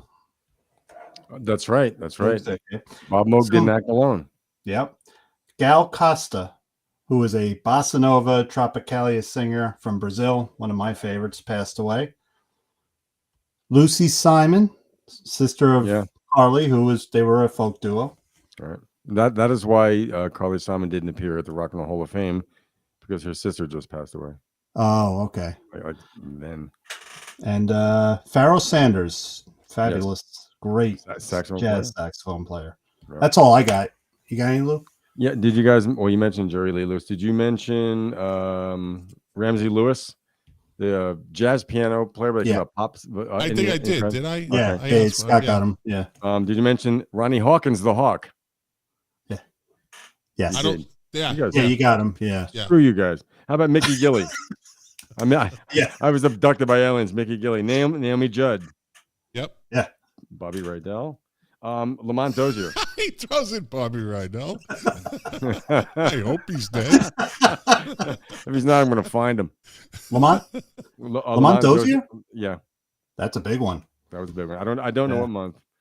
Who is it? Give us a background. Lamont Dozier. He was one of the main songwriters from Motown. It was Holland Dozier and Holland. That's right. Holland Dozier and Holland. That's right. Yeah. William Hart of the Delphonics, the Philly soul band. Betcha by golly, wow. Yeah. Great. Jim Seals. Yep, I mentioned that. Yeah. Okay. How about I got Ian McDonald with Foreigner and King Crimson. Scott got him. Yep. Okay, Scott got him. Drummer, legendary 60s drummer Sandy Nelson. Who's Sandy Nelson? You might I didn't ask. get him. Okay. He was a studio drummer. He played on the Teddy Bears. To Know Him Is to Love Him, written by Phil Spector. The Hollywood Argyles, Alley Oop. You know that song? Yep. So he had three instrumental hits. Was it Teen Beat number 4, Let There Be Drums, and something else. But anyway, I saw a video of the guy. He lost his right foot and part of his left leg in a motorcycle accident in '63. So I saw a recent video of him playing a drum solo. I'm like, his body's twisted. His left leg is doing what the right leg is doing. It was freaking amazing. Yeah. And the guy's really good. But I remember seeing those videos as a kid. The guy was a really great drummer. Yeah, he just passed away. And that's it for the dead people, right? Yeah. I think so. I know where I found some great artists in there. I know where I found where I remember earlier I had said Terry Hall from the Specials. There's another. It's in birthdays. Oh, okay. One of the specials. But so let's get into top 10 this week. 25 years ago. What year was that? 1997. Yeah. So coming in at number 10 this week, 25 years ago, My Love Is the Shh by Something for the People, featuring Trina and Tamara. See, this is amazing, right? Like, who the fuck are they? No idea.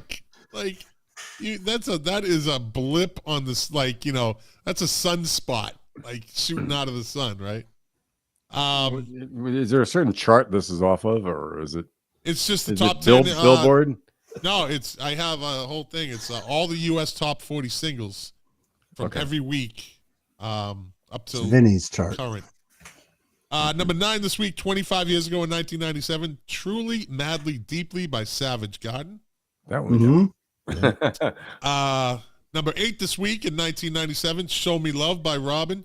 You got to show me love. I like that song. Number 7 this week, Feels So Good by Mace. Number 6 this week in 1997, My Body by LSG. Let me see. Number 5, It's All About the Benjamins and Been Around the World. Puff Daddy and the Family. Right? It's all about the Benjamins, baby. Mm-hmm. Okay. Number 4 this week. Number 4 this week. 1997, Together Again by Janet. Assuming that's Janet Jackson. That's Janet Jackson, yeah. Because they didn't really put a last name there, so I'm assuming Janet Jackson. Is that the song that had the video with the tigers in it and she's in Africa? I don't know. That's a great song if it's that one.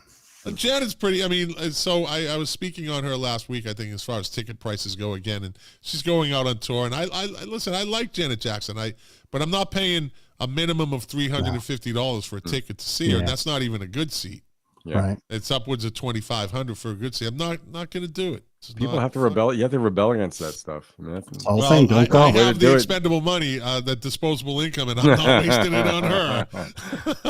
I'm not wasting it on her. But Jack did bring up a good point. Some people, they save their money and they'll go to one concert in a year or every 2 years, or they just save up and they'll pay that money, and it's a huge experience for them. And as we always know, could be the littlest concert. Like Mark, you went to a small venue recently with your son, right? I blew a load of money this year on 2 concerts, one with my son and one with my son and daughter and son-in-law. Those were my high points, but it was worth it. I blew a ton of money, but I would do it again in a second. Well, again, you had the experience with your Porcupine Tree. Yeah. Now, how much was a ticket to see Porcupine Tree? Porcupine Tree was a steal. I was in 13th row at Radio City, and the ticket was $78. I was lucky to get them as soon as they went on sale. Yeah. That's okay. I'd do that. You know what I mean? Yeah. But I mean, I paid a lot of money last year. This time, actually, it was right before Christmas, is when I got the tickets to see Garbage with Tears for Fears, with Garbage backing them up. And I wanted to get good seats, so I probably on 2 tickets for my wife and I. It was a Christmas present for both of us. So it was I probably dropped over $500 for 2 tickets, and then you get the parking, the whole thing. So, but that was well worth it because we were only like 14 rows back. 2 bucket list concerts for me. Yeah, well worth it because also it came with a great album behind it too. And it was album was great. Yeah, they were great shows, which I was just about to get into. People will pay all that money to see a concert, and they come out with the euphoria of, and we've all done it until the dust settles. You're like, that was the greatest fucking show ever, right? You're always euphoric after, like, even up to 2 days after, but then when the dust settles, you're like, there was a good concert. It was a solid concert. But you're always now I could say for Tears for Fears and Garbage, that was one of the best concerts I've seen in probably a decade. It was Same here solid. Same here with Porcupine Tree. To this day, 3 months later, you go, that was a great memories are great of it. Yeah. I mean, Shirley Manson, and I talked about it, that she just commands the stage. She's so fucking cool.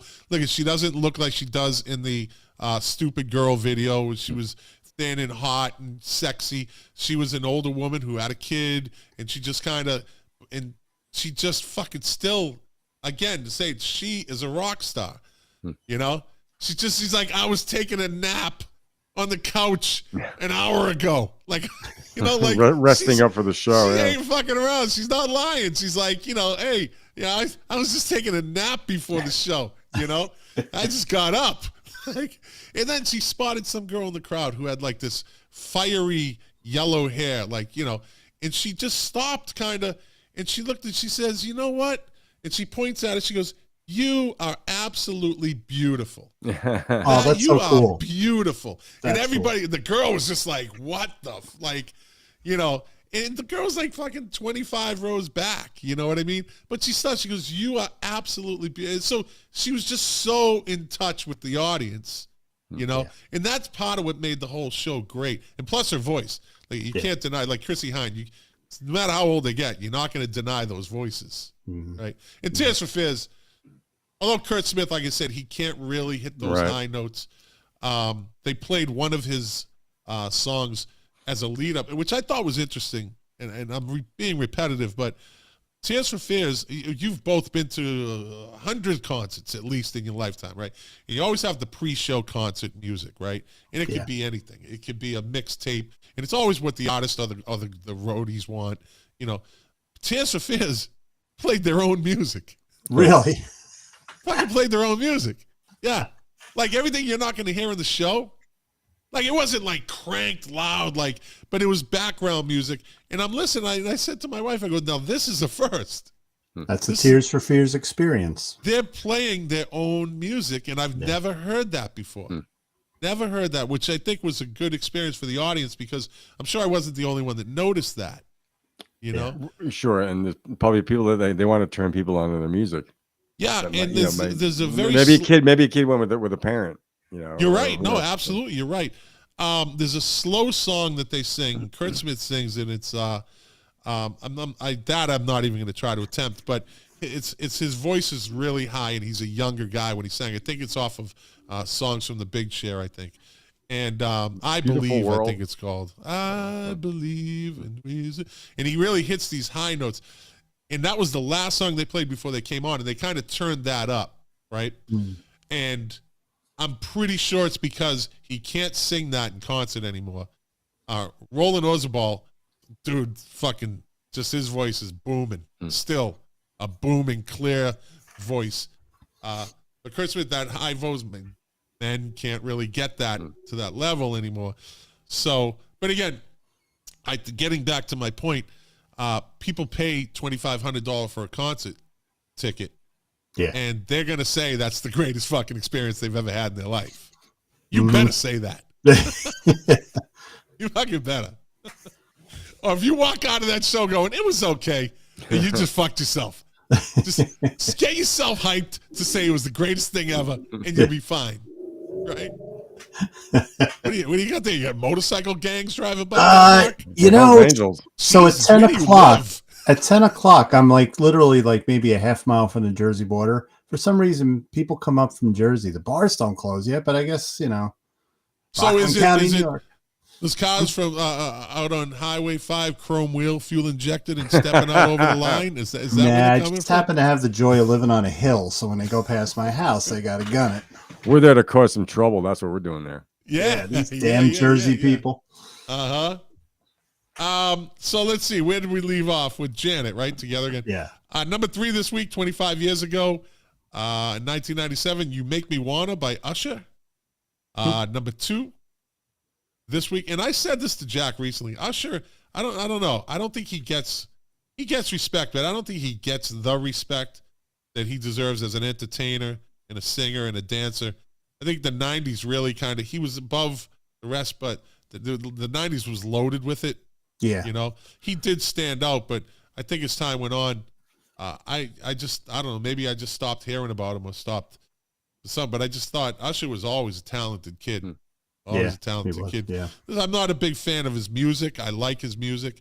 But you can't, again, another one, you can't deny his talent, his dancing ability, and maybe it's the Michael Jackson thing too.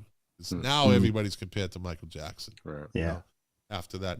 So this is kind of off the beaten path. Before I get to number 2 and number 1, 25 years ago. Well, nothing's more off the beaten path than mayonnaise, okay? So this is true. Or being grossed out by peanut butter and jelly sandwiches. You know, that's you know. So I kind of sometimes I have I'm guilty of scrolling through TikTok. I'm not a big TikTok guy. Like, I'll put a video on there every once in a while, and I'll just kind of scroll. But it's not my primary, like, entertainment on social media. It can be interesting, as bad as it is with the Chinese thing, but it can be entertaining. And I come across these fucking videos on TikTok of Corey Feldman. Corey Feldman, the actor, right? But he now has a band. He's had a band for some years now, right? And they do these little clips of people go to his shows, and they like record them. It is the fucking strangest thing in the world. This dude is like, you just, if you don't have it, then it doesn't matter. If you have the TikTok app, just go look for Corey Feldman.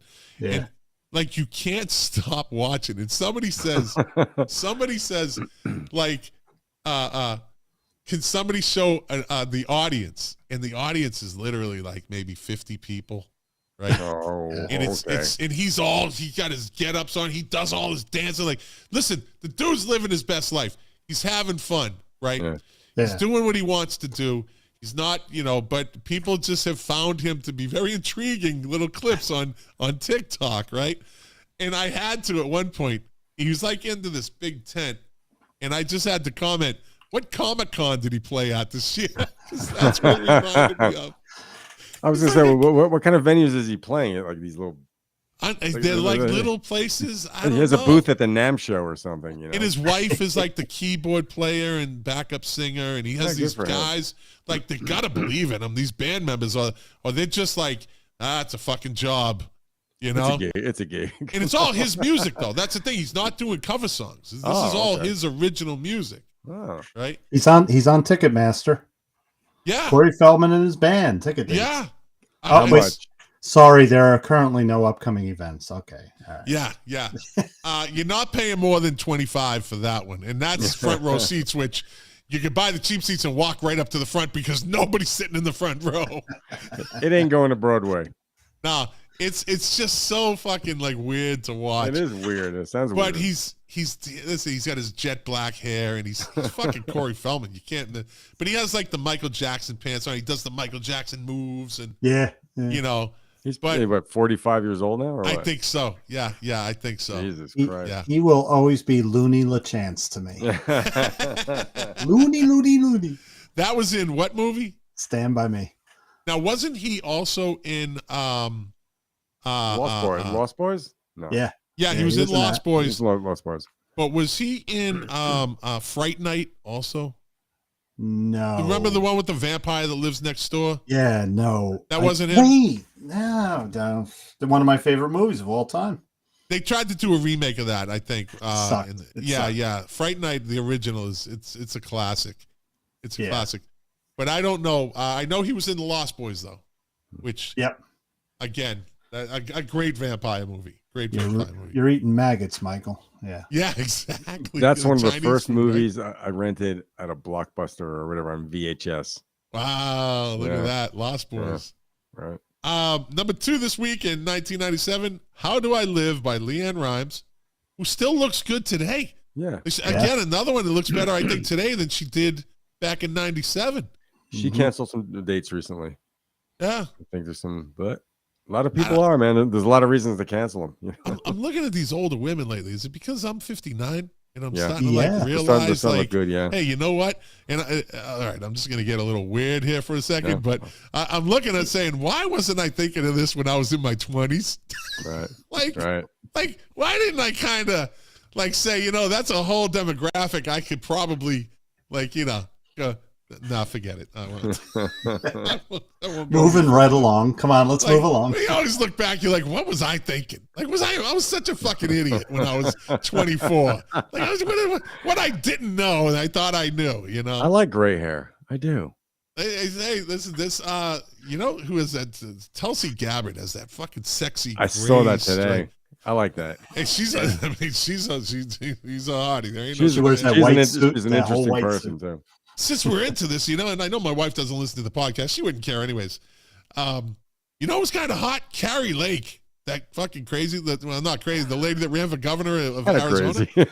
But she's kind of hot, man. Like, there's you a couple pictures of her not done. She looks mean. She looks a little too mean, a little too intense. I don't know. Well, you know where that goes. It's in the eyes, Scott. Look, you know what that leads to, though. I know, dude. That indeed, she's a little crazy, cray. Right? I think you do the walk of shame out of there. I think you do the perp walk in the morning. She'll make you pick up your shoes and walk out the door.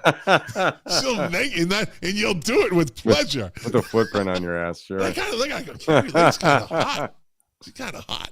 She was a newscaster as well. Yeah. It's something about that short hair. I don't know. It just works for her. All right. Yeah. Okay. Yeah. Anyways, way off subject. Moving We right actually along. lost 57 viewers just now. I don't know. We're respectful gentlemen. We are respectful. Oh, by the way, all Scott, said with respect. Perry asked, "Is Butch Vig still in?" Yeah. Still drumming. Yeah, it was the original band. Yeah. Cool. Producer of Nirvana. Of Nirvana, yeah, that's his claim. That's his big claim to fame. Then he went on with all that money and said, "Let's just start a band of fucking backup players and get this, you know, kind of sexy." Yeah. You know what Shirley Manson really is. The Seinfeld episode with if the shade is if the lighting isn't right, it's like. If the lighting's right, she's beautiful, and all of a sudden she turns to the left, like. That's kind of Shirley Manson kind of has that look. It's a Scottish thing, you know. Yeah. I've seen it without makeup. I'm like, No, I like Shirley Manson. Anyways, number 1 this week. Well, you're never going to meet her now. I know. So I blew it because she's a big fan of the podcast. Or maybe it's a second rock star that's going to dial into the show and say, "Fuck you, Scott." That's it. Yeah, exactly. Yeah. Like, what's her name from the Go-Go's? Yeah. Gina Shock. Gina Shock said, "Fuck you, Scott." I never heard House of Shock. Was it any good? That was her band after that. I would not know. Yeah, I would not know. Watch it, Lou. You're going to go back to the green room. Yeah, you're in that penalty box. You're in Why? the box. What? We got to behave. We have to behave. I put myself in the penalty box for 10 minutes back there. So Lou's accumulating points. Yeah. Like next time he fucks up, he's like, just take 2 minutes out of my 10. Just take 2 out of the 10. I'm I got good. a free sub. All right, let's see. Number 1 this week, did I say Candle in the Wind and Something About the Way You Look Tonight by Elton John. Candle in the Wind, 1997. You have to differentiate that. That was for Princess Diana. That was okay. What, All right, what was the second song, Scott? The second one was Something About the Way You Look Tonight. Okay. It was like a medley, right? Yeah. I can hear it. Yeah. All right, on this day in music, Mark's favorite part of the show, in 1968, Yay. speaking of who we spoke of earlier, the 3-day Miami Pop Festival took place on this day in 1968, the first major rock festival held on the East Coast of the U.S., with the Jimi Hendrix Experience, Chuck Berry, the McCoys, Joni Mitchell, Fleetwood Mac, Marvin Gaye, the Turtles, the Box Tops, Steppenwolf, Three Dog Night, they were kind of catching fire, right? Three Dog Night around 68, 69. Pacific Gas and Electric, Procol Harum, Canned Heat, a very kind of interesting sounding band. Maybe one of these shows. You a Canned Heat fan, Lou or Mark? Or do you know anything about them? I like what I've heard. I think they're interesting. You know, maybe we'll talk about them next show. I'll listen up to which them. Could be next week, by the way. They're more than just a country rock band. Yeah. Interesting sound, interesting singer. You know, one of the only rock bands that had a fat lead singer. That's right. Who sound like Kermit the Frog sometimes. Yeah. Very can. Iron Butterfly, and I'm sure they only played one song in their set. And the Grateful Dead, who, by the way, is still playing. That's still right. Playing right now. From back then. Yeah, 68. The only band, there's one band, what was that band, the electric company? Who the hell was that? Pacific Gas and Electric. Gas and Electric. I have no idea. Okay. They must have had a hit that year. Yeah, wow, interesting. You know? Let's see. On this day in 1968, the Beatles went to number 1 the U.S. album charts with the White Album, the group's 12th number 1 album. Then it goes into blah, blah, blah. No singles were issued from the album. It says a double album in plain white sleeve has no graphics or text other than the band's name embossed, which was intended as a direct contrast to the vivid cover artwork of the band's earlier Sgt. Pepper's. No singles were issued from the album in Britain and the United States. Songs Hey Jude and Revolution originated from the same recording sessions and were issued on a single in August of 1968.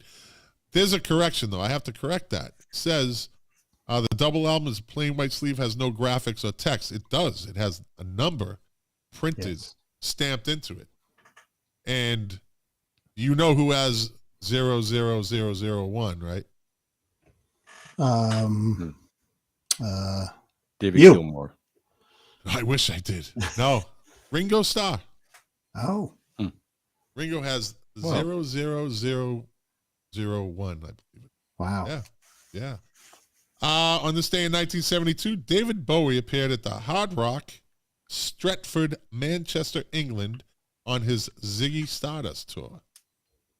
Here we go. This song is kind of creepy. It's a good song, but it's creepy. It's where the stalker gets fucking sucked into the spider web. In 1974, Helen Reddy went to number 1 on the U.S. singles chart with... The Night the Lights Went Out in Georgia. Nope. No. She didn't sing that. That was, that wasn't that was Vicki Robinson. No, Vicki, that's right. Vicki Lawrence. Vicki Lawrence, I'm sorry. That's right. Helen Reddy? Yep. I Am Come Woman? on, Lou. Come on, you gotta know it, Lou. Wasn't I Am Woman? Nope. No. Creepy song. I'm trying. Oh, wait.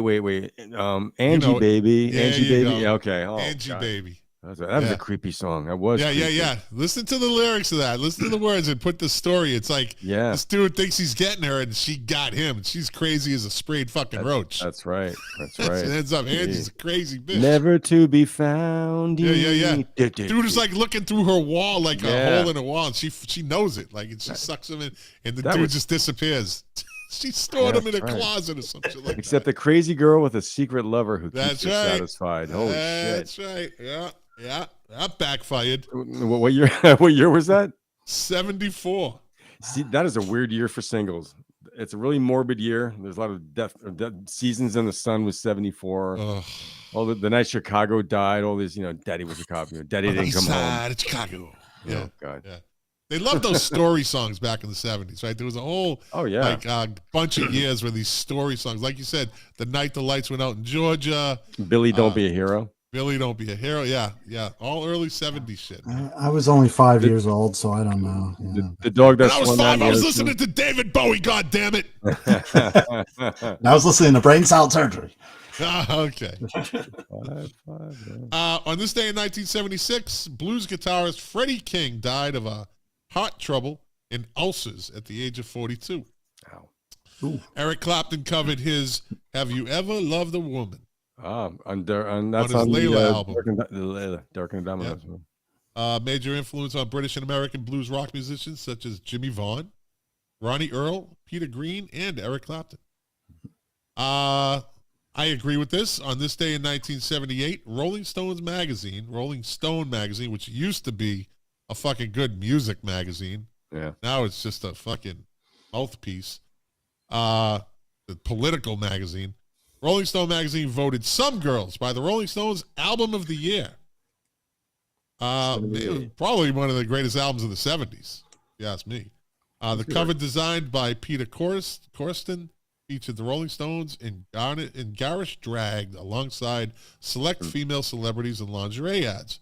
Cover immediately ran into trouble when Lucille Ball, Farrah Fawcett, Liza Minnelli, representing her mother Judy Garland, Raquel Welch, and the estate of Marilyn Monroe, who all threatened legal action. Then they came out with the second album cover, which was, it said, censored over all those artists, all those actresses. They put a censored or for sale or thing. So I don't know what. And it came in different variant colors too. The second one. I wonder how many of the different colors. I have like 3 copies of the original, and then I also have like 2 copies of the second pressing of that album. Yeah. First album with Ron Wood. Look at fucking Lou. Right, Mark, you gotta sharpen that fucking notebook. I know. Lou's coming out with that one in from fucking peanut butter to Ron Wood tonight. He came with his game at the end of the year. I had to make up for my lapse. He came with his game. Okay, on this day in 1983, having made 2 successful dives below a friend's yacht to find items he'd drunkenly thrown off his own boat 3 years before, the Beach Boys' Dennis Wilson took one last dive into the Pacific and never returned from the boat moored at Marina del Rey, California. With the help of President Reagan, he was given a burial at sea, normally reserved for naval personnel. Yeah. Dennis was the only genuine surfer in the Beach Boys. On this day in 1990, what's that? He has a great solo album. He did. Pacific Ocean Blue. Yeah, it's really good. Yeah, he was talented, but sad story. Yeah, troubled. Yeah. On this day in 1991, Red Hot Chili Peppers, Nirvana, and Pearl Jam all appeared at Del Mar O'Brien Pavilion in San Diego, California. Wow. How'd you like to have been at that cool show, man? Yeah. Yeah. Damn. Right? Let's see. On this day in 1998, UK radio station BBC Radio 1 aired the 100 national anthems songs voted by listeners. I don't know what that means. It's a British thing. Probably 100 best songs. National songs you could sing at soccer games. Yeah. Number 5 was Radiohead's Creep. Number 4, Underworld by Born Slippy. Number 3, The Verve, or Underworld with the song Born Slippy. Number 3, The Verve, Bittersweet Symphony. Number 2, Nirvana, Smells Like Teen Spirit. And number 1, Massive Attack, second mention in the show, Unfinished Symphony. Wow. What's that? Wow. There's not really anthems. It's strange. Yeah. Yeah, I don't know what that means. 100 national anthems. On this day in 2003, 50 Cent's debut album, Get Rich or Die Tryin', was named the biggest selling album in the U.S. in 2003, with the album going platinum 6 times over. Outkast came in second with Speaker Box, The Love Below. A lot of hits off those 2 albums. Yeah. And Linkin Park's Meteora was the 3rd biggest seller. Top 10 albums of 2003 in the USA accounted for around 30 million in sales. Let me see. On this day in 2005, Pink Floyd were voted the greatest rock stars ever in a survey of 58,000 listeners from UK radio station Planet Rock.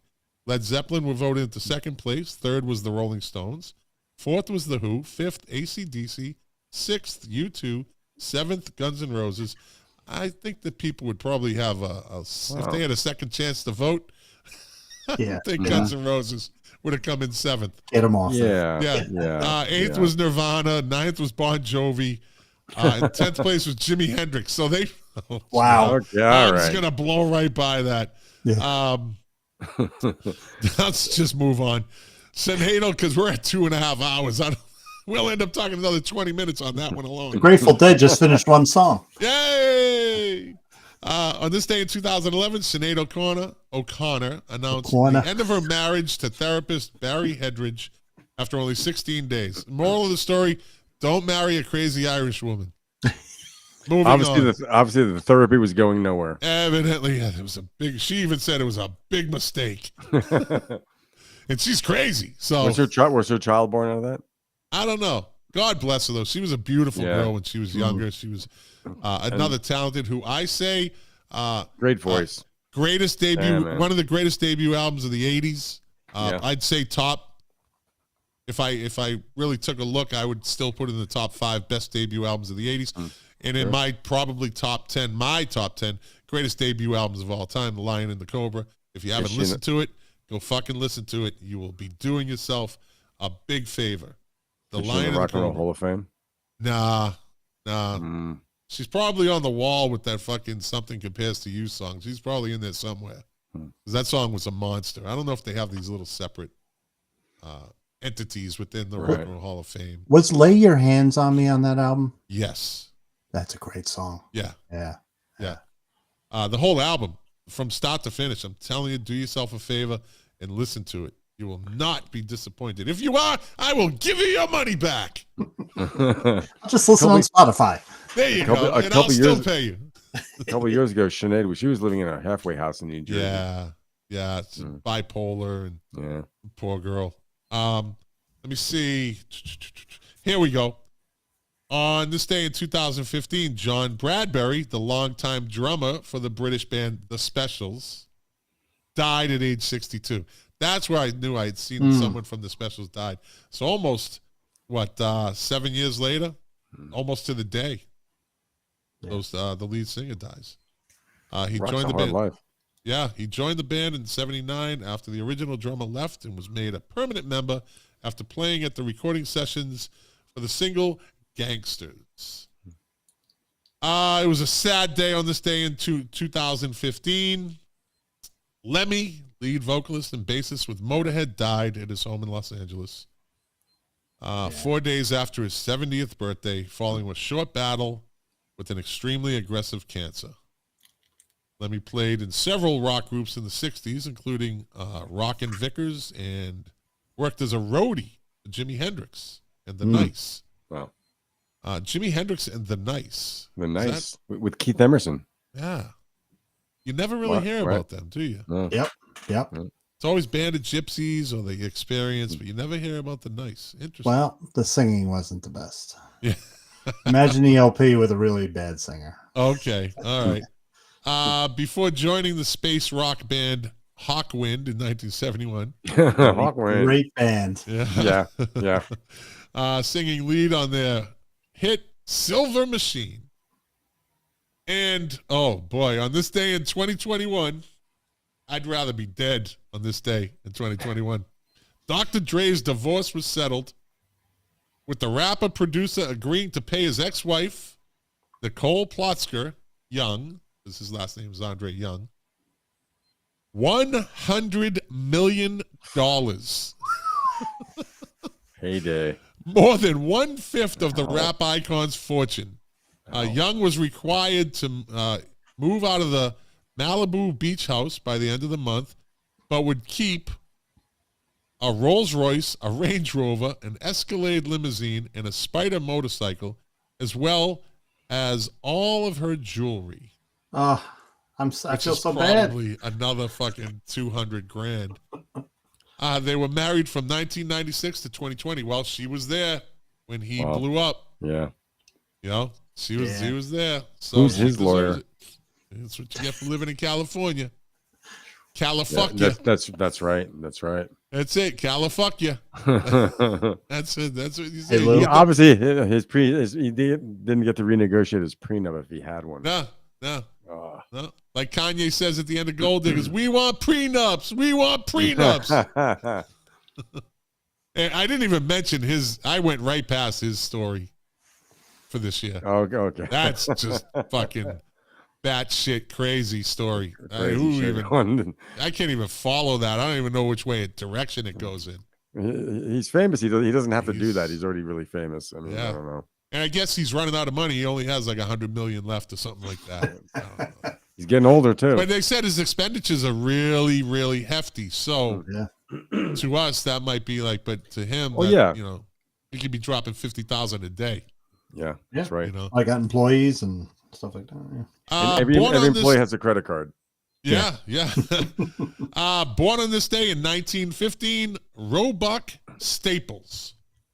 Pop. There you go. Very good. Roebuck Pop Staples. One of my favorite songs of the 70s. I had this 45 and I played it to fucking death. Was the Staples Singers, I'll Take You There. I fucking still love that song to this day. I wore the grooves out of that 45. Mm-hmm. And I think I was probably, like Mark said, I was probably 5, 6, 7, 8. What commercial has played the shit out of that song? I'll take you there. Yeah, there's a commercial. Or Expedia, maybe something like that. It's like, it kills me that it's in that commercial. Yeah. Ain't no smiling faces. I'll take you there. Now I'm gonna go download that fucking thing. Put it on my Amazon playlist. So I'm an Amazon guy. I don't do any. I pay for it, so I'm like, I gotta get my money's worth out of this shit. Yeah, right. So, born on this day in 1932, Dorsey Burnett. Lou, Mark. Was he the father of like Rocky Burnett or Johnny Burnett? American rockabilly singer Dorsey Burnett with his younger brother Johnny Burnett. He was the founding member of the Rock and Roll Trio. He's also the father of country musician and Fleetwood Mac member Billy Burnett. Billy Burnett, okay. Yeah. Who had a big? What's that? He had a big #1 hit.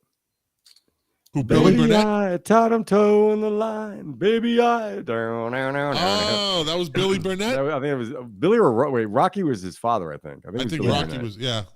Well, let me see. Hey, Rocky. Dorsey Burnett was Billy Burnett's father. Oh, his father. Okay. Rocky Burnett has to be in there somewhere. It's got to be like fucking uncle, maybe. I don't know. He died at age 46 from a heart attack in 1979. Boom. Gee. Born in this day in 1938, Charles Neville. The Neville brothers. Yeah. What did he play? What instrument? I don't know. Sax. Okay. Sax player. Let me see. Born on this day in 1942, Alan Schwartzberg. Nothing? American musician and record producer, Alan Schwartzberg.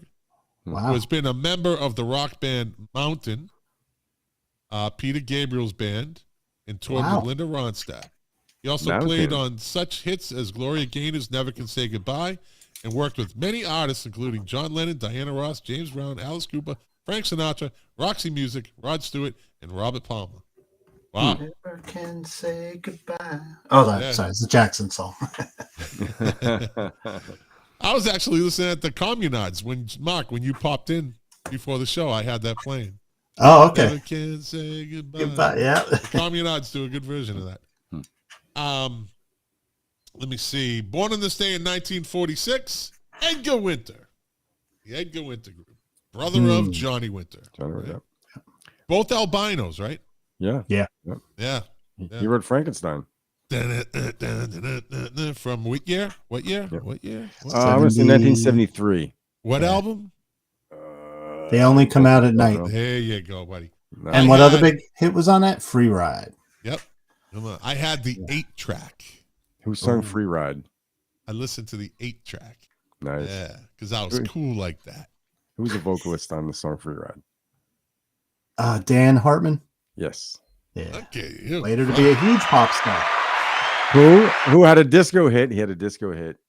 Big disco hit. Dan Hartman, I Can Dream About You. Right? That was a hit too, but he had another. It was more of a dance hit. Instant Replay. Instant replay. I love disco. Yeah, I knew that. I knew that instantly. Nice.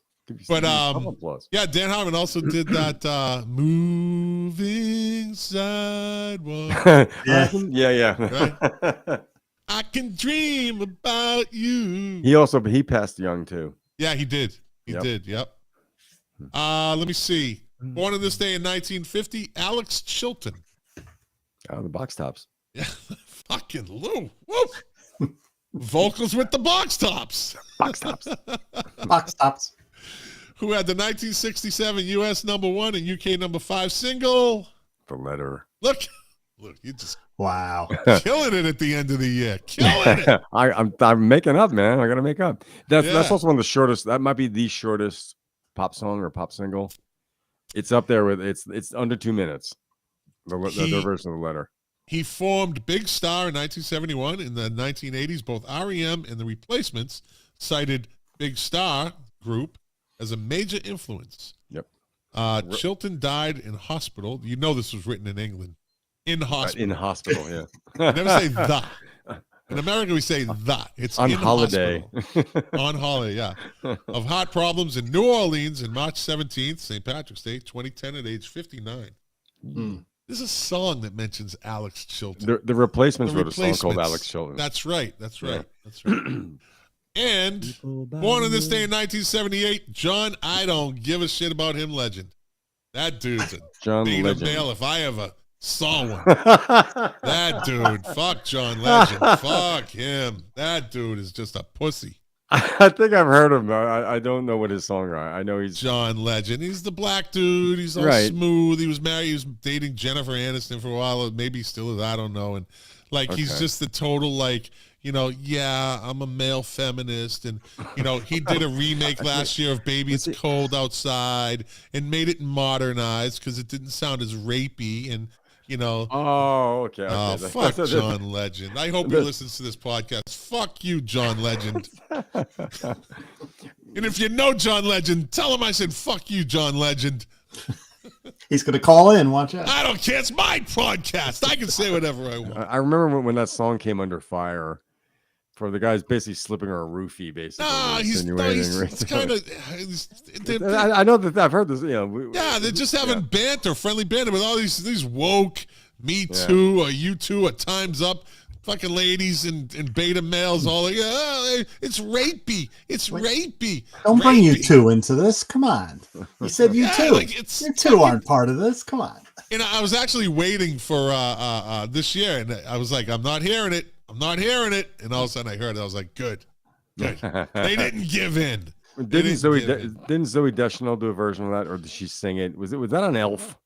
But she sang a version of it. Yeah, she was singing it in the shower in Elf. Yes, she was. Yeah, naked in the shower. Maybe she was, and maybe she was. Maybe she was. Well, gentlemen, that's it. We hit 2 hours and 38 minutes. I knew this was going to be. By the way, Scott, if you just look at your last comment, people like this segment. That's right. That's right. Not Jack.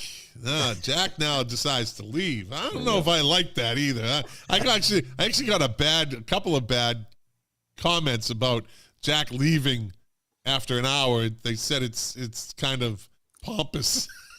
Oh boy. Hey, listen, people contact me. They'll send me a text. I'll get an email, and they'll be like, it's kind of like, but hey, listen, it is what it is. It is. I don't give a fuck anymore. I don't care. He's on the show. You guys are fucking great. Yeah, it's great. It's great. It's great. I know. I love Jack.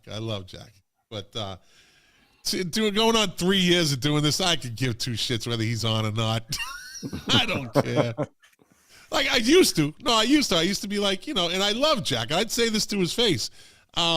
But Jack, he has other things he needs to do, so he does them. And I used to be like, I used to be bothered by it. I used to be like, like what the fuck? Like, but then I realized hey, listen, it's just a podcast. If he wants to be on it, he can be on it. I don't care. Maybe this year I'll get Perry on here. Or that's going to be monumental. That's going to be an NBC. Mark just gave a oof. It's going to be an NBC primetime special. They'll show you in slow motion. Scott got Perry. Kind of like the Bruce Springsteen interview on Howard Stern. Apparently he's got writers. He likes it his contract or something. They can bring him on. I don't care. Bring him on. He's got a tough manager. I'm telling you.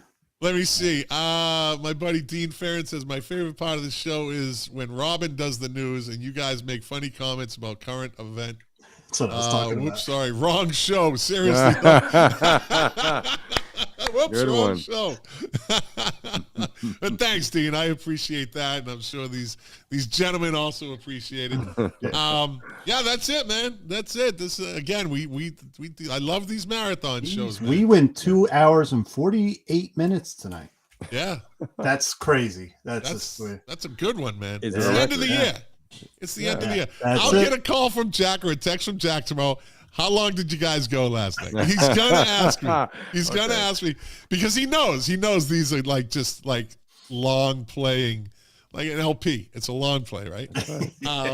He likes doing the 45 version. We do the long play version.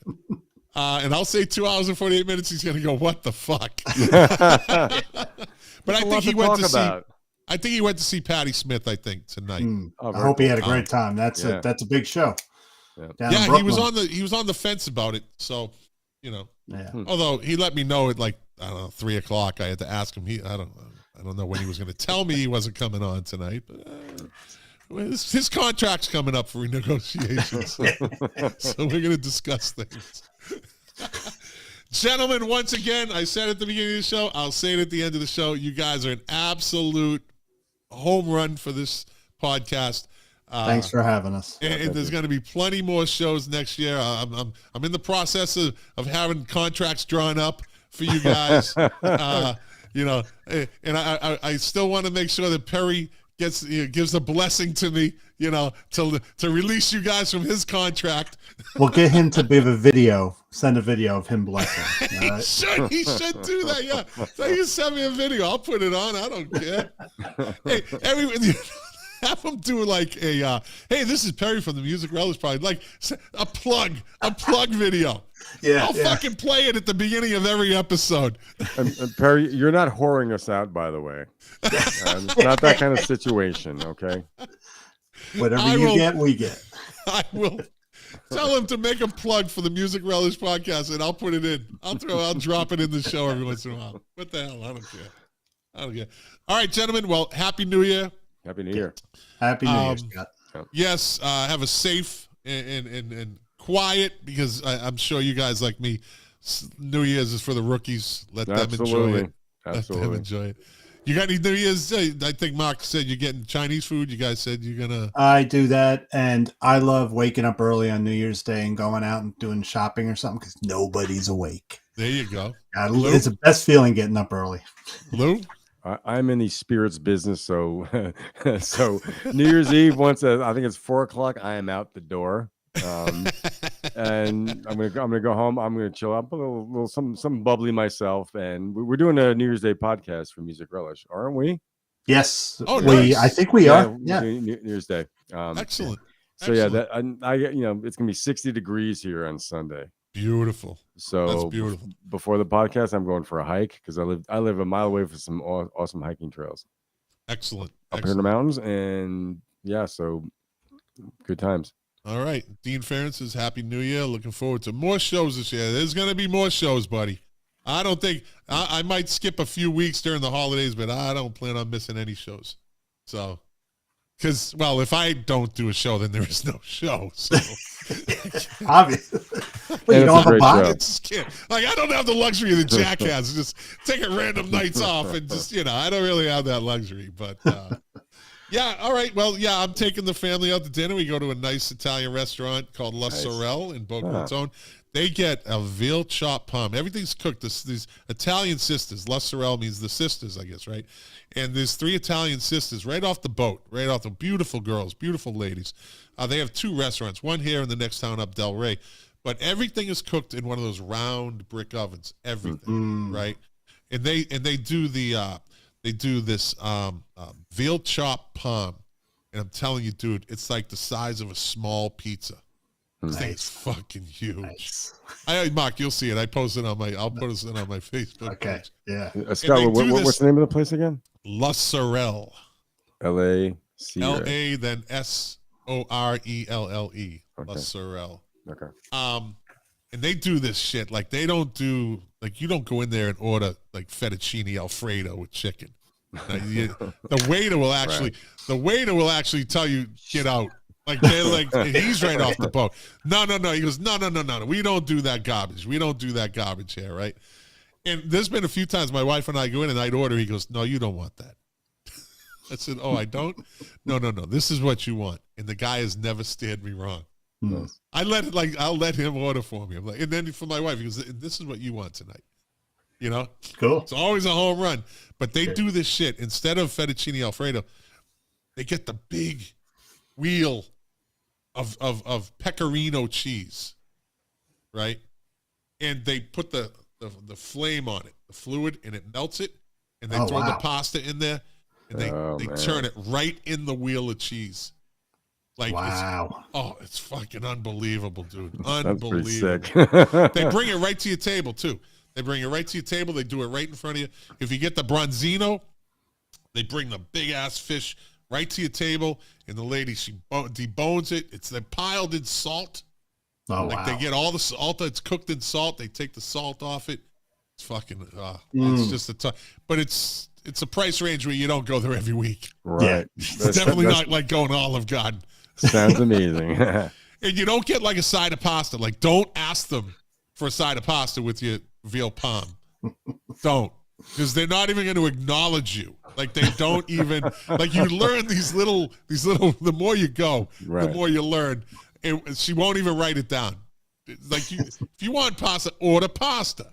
Not a side. Yeah, we don't give like it comes with, because we're not that restaurant. Like, we're a real Italian restaurant, Right. So I order a thing of pecorino and fettuccine pecorino, whatever, for the table or whatever, and just because I eat the hell out of that shit. Yeah. I eat the hell out of it. So that's what we're doing. And then New Year's Day, it's just probably nothing. Just chill. Binging TV shows. That's what I do. Yeah. Well, all right, gentlemen. I do barbecue.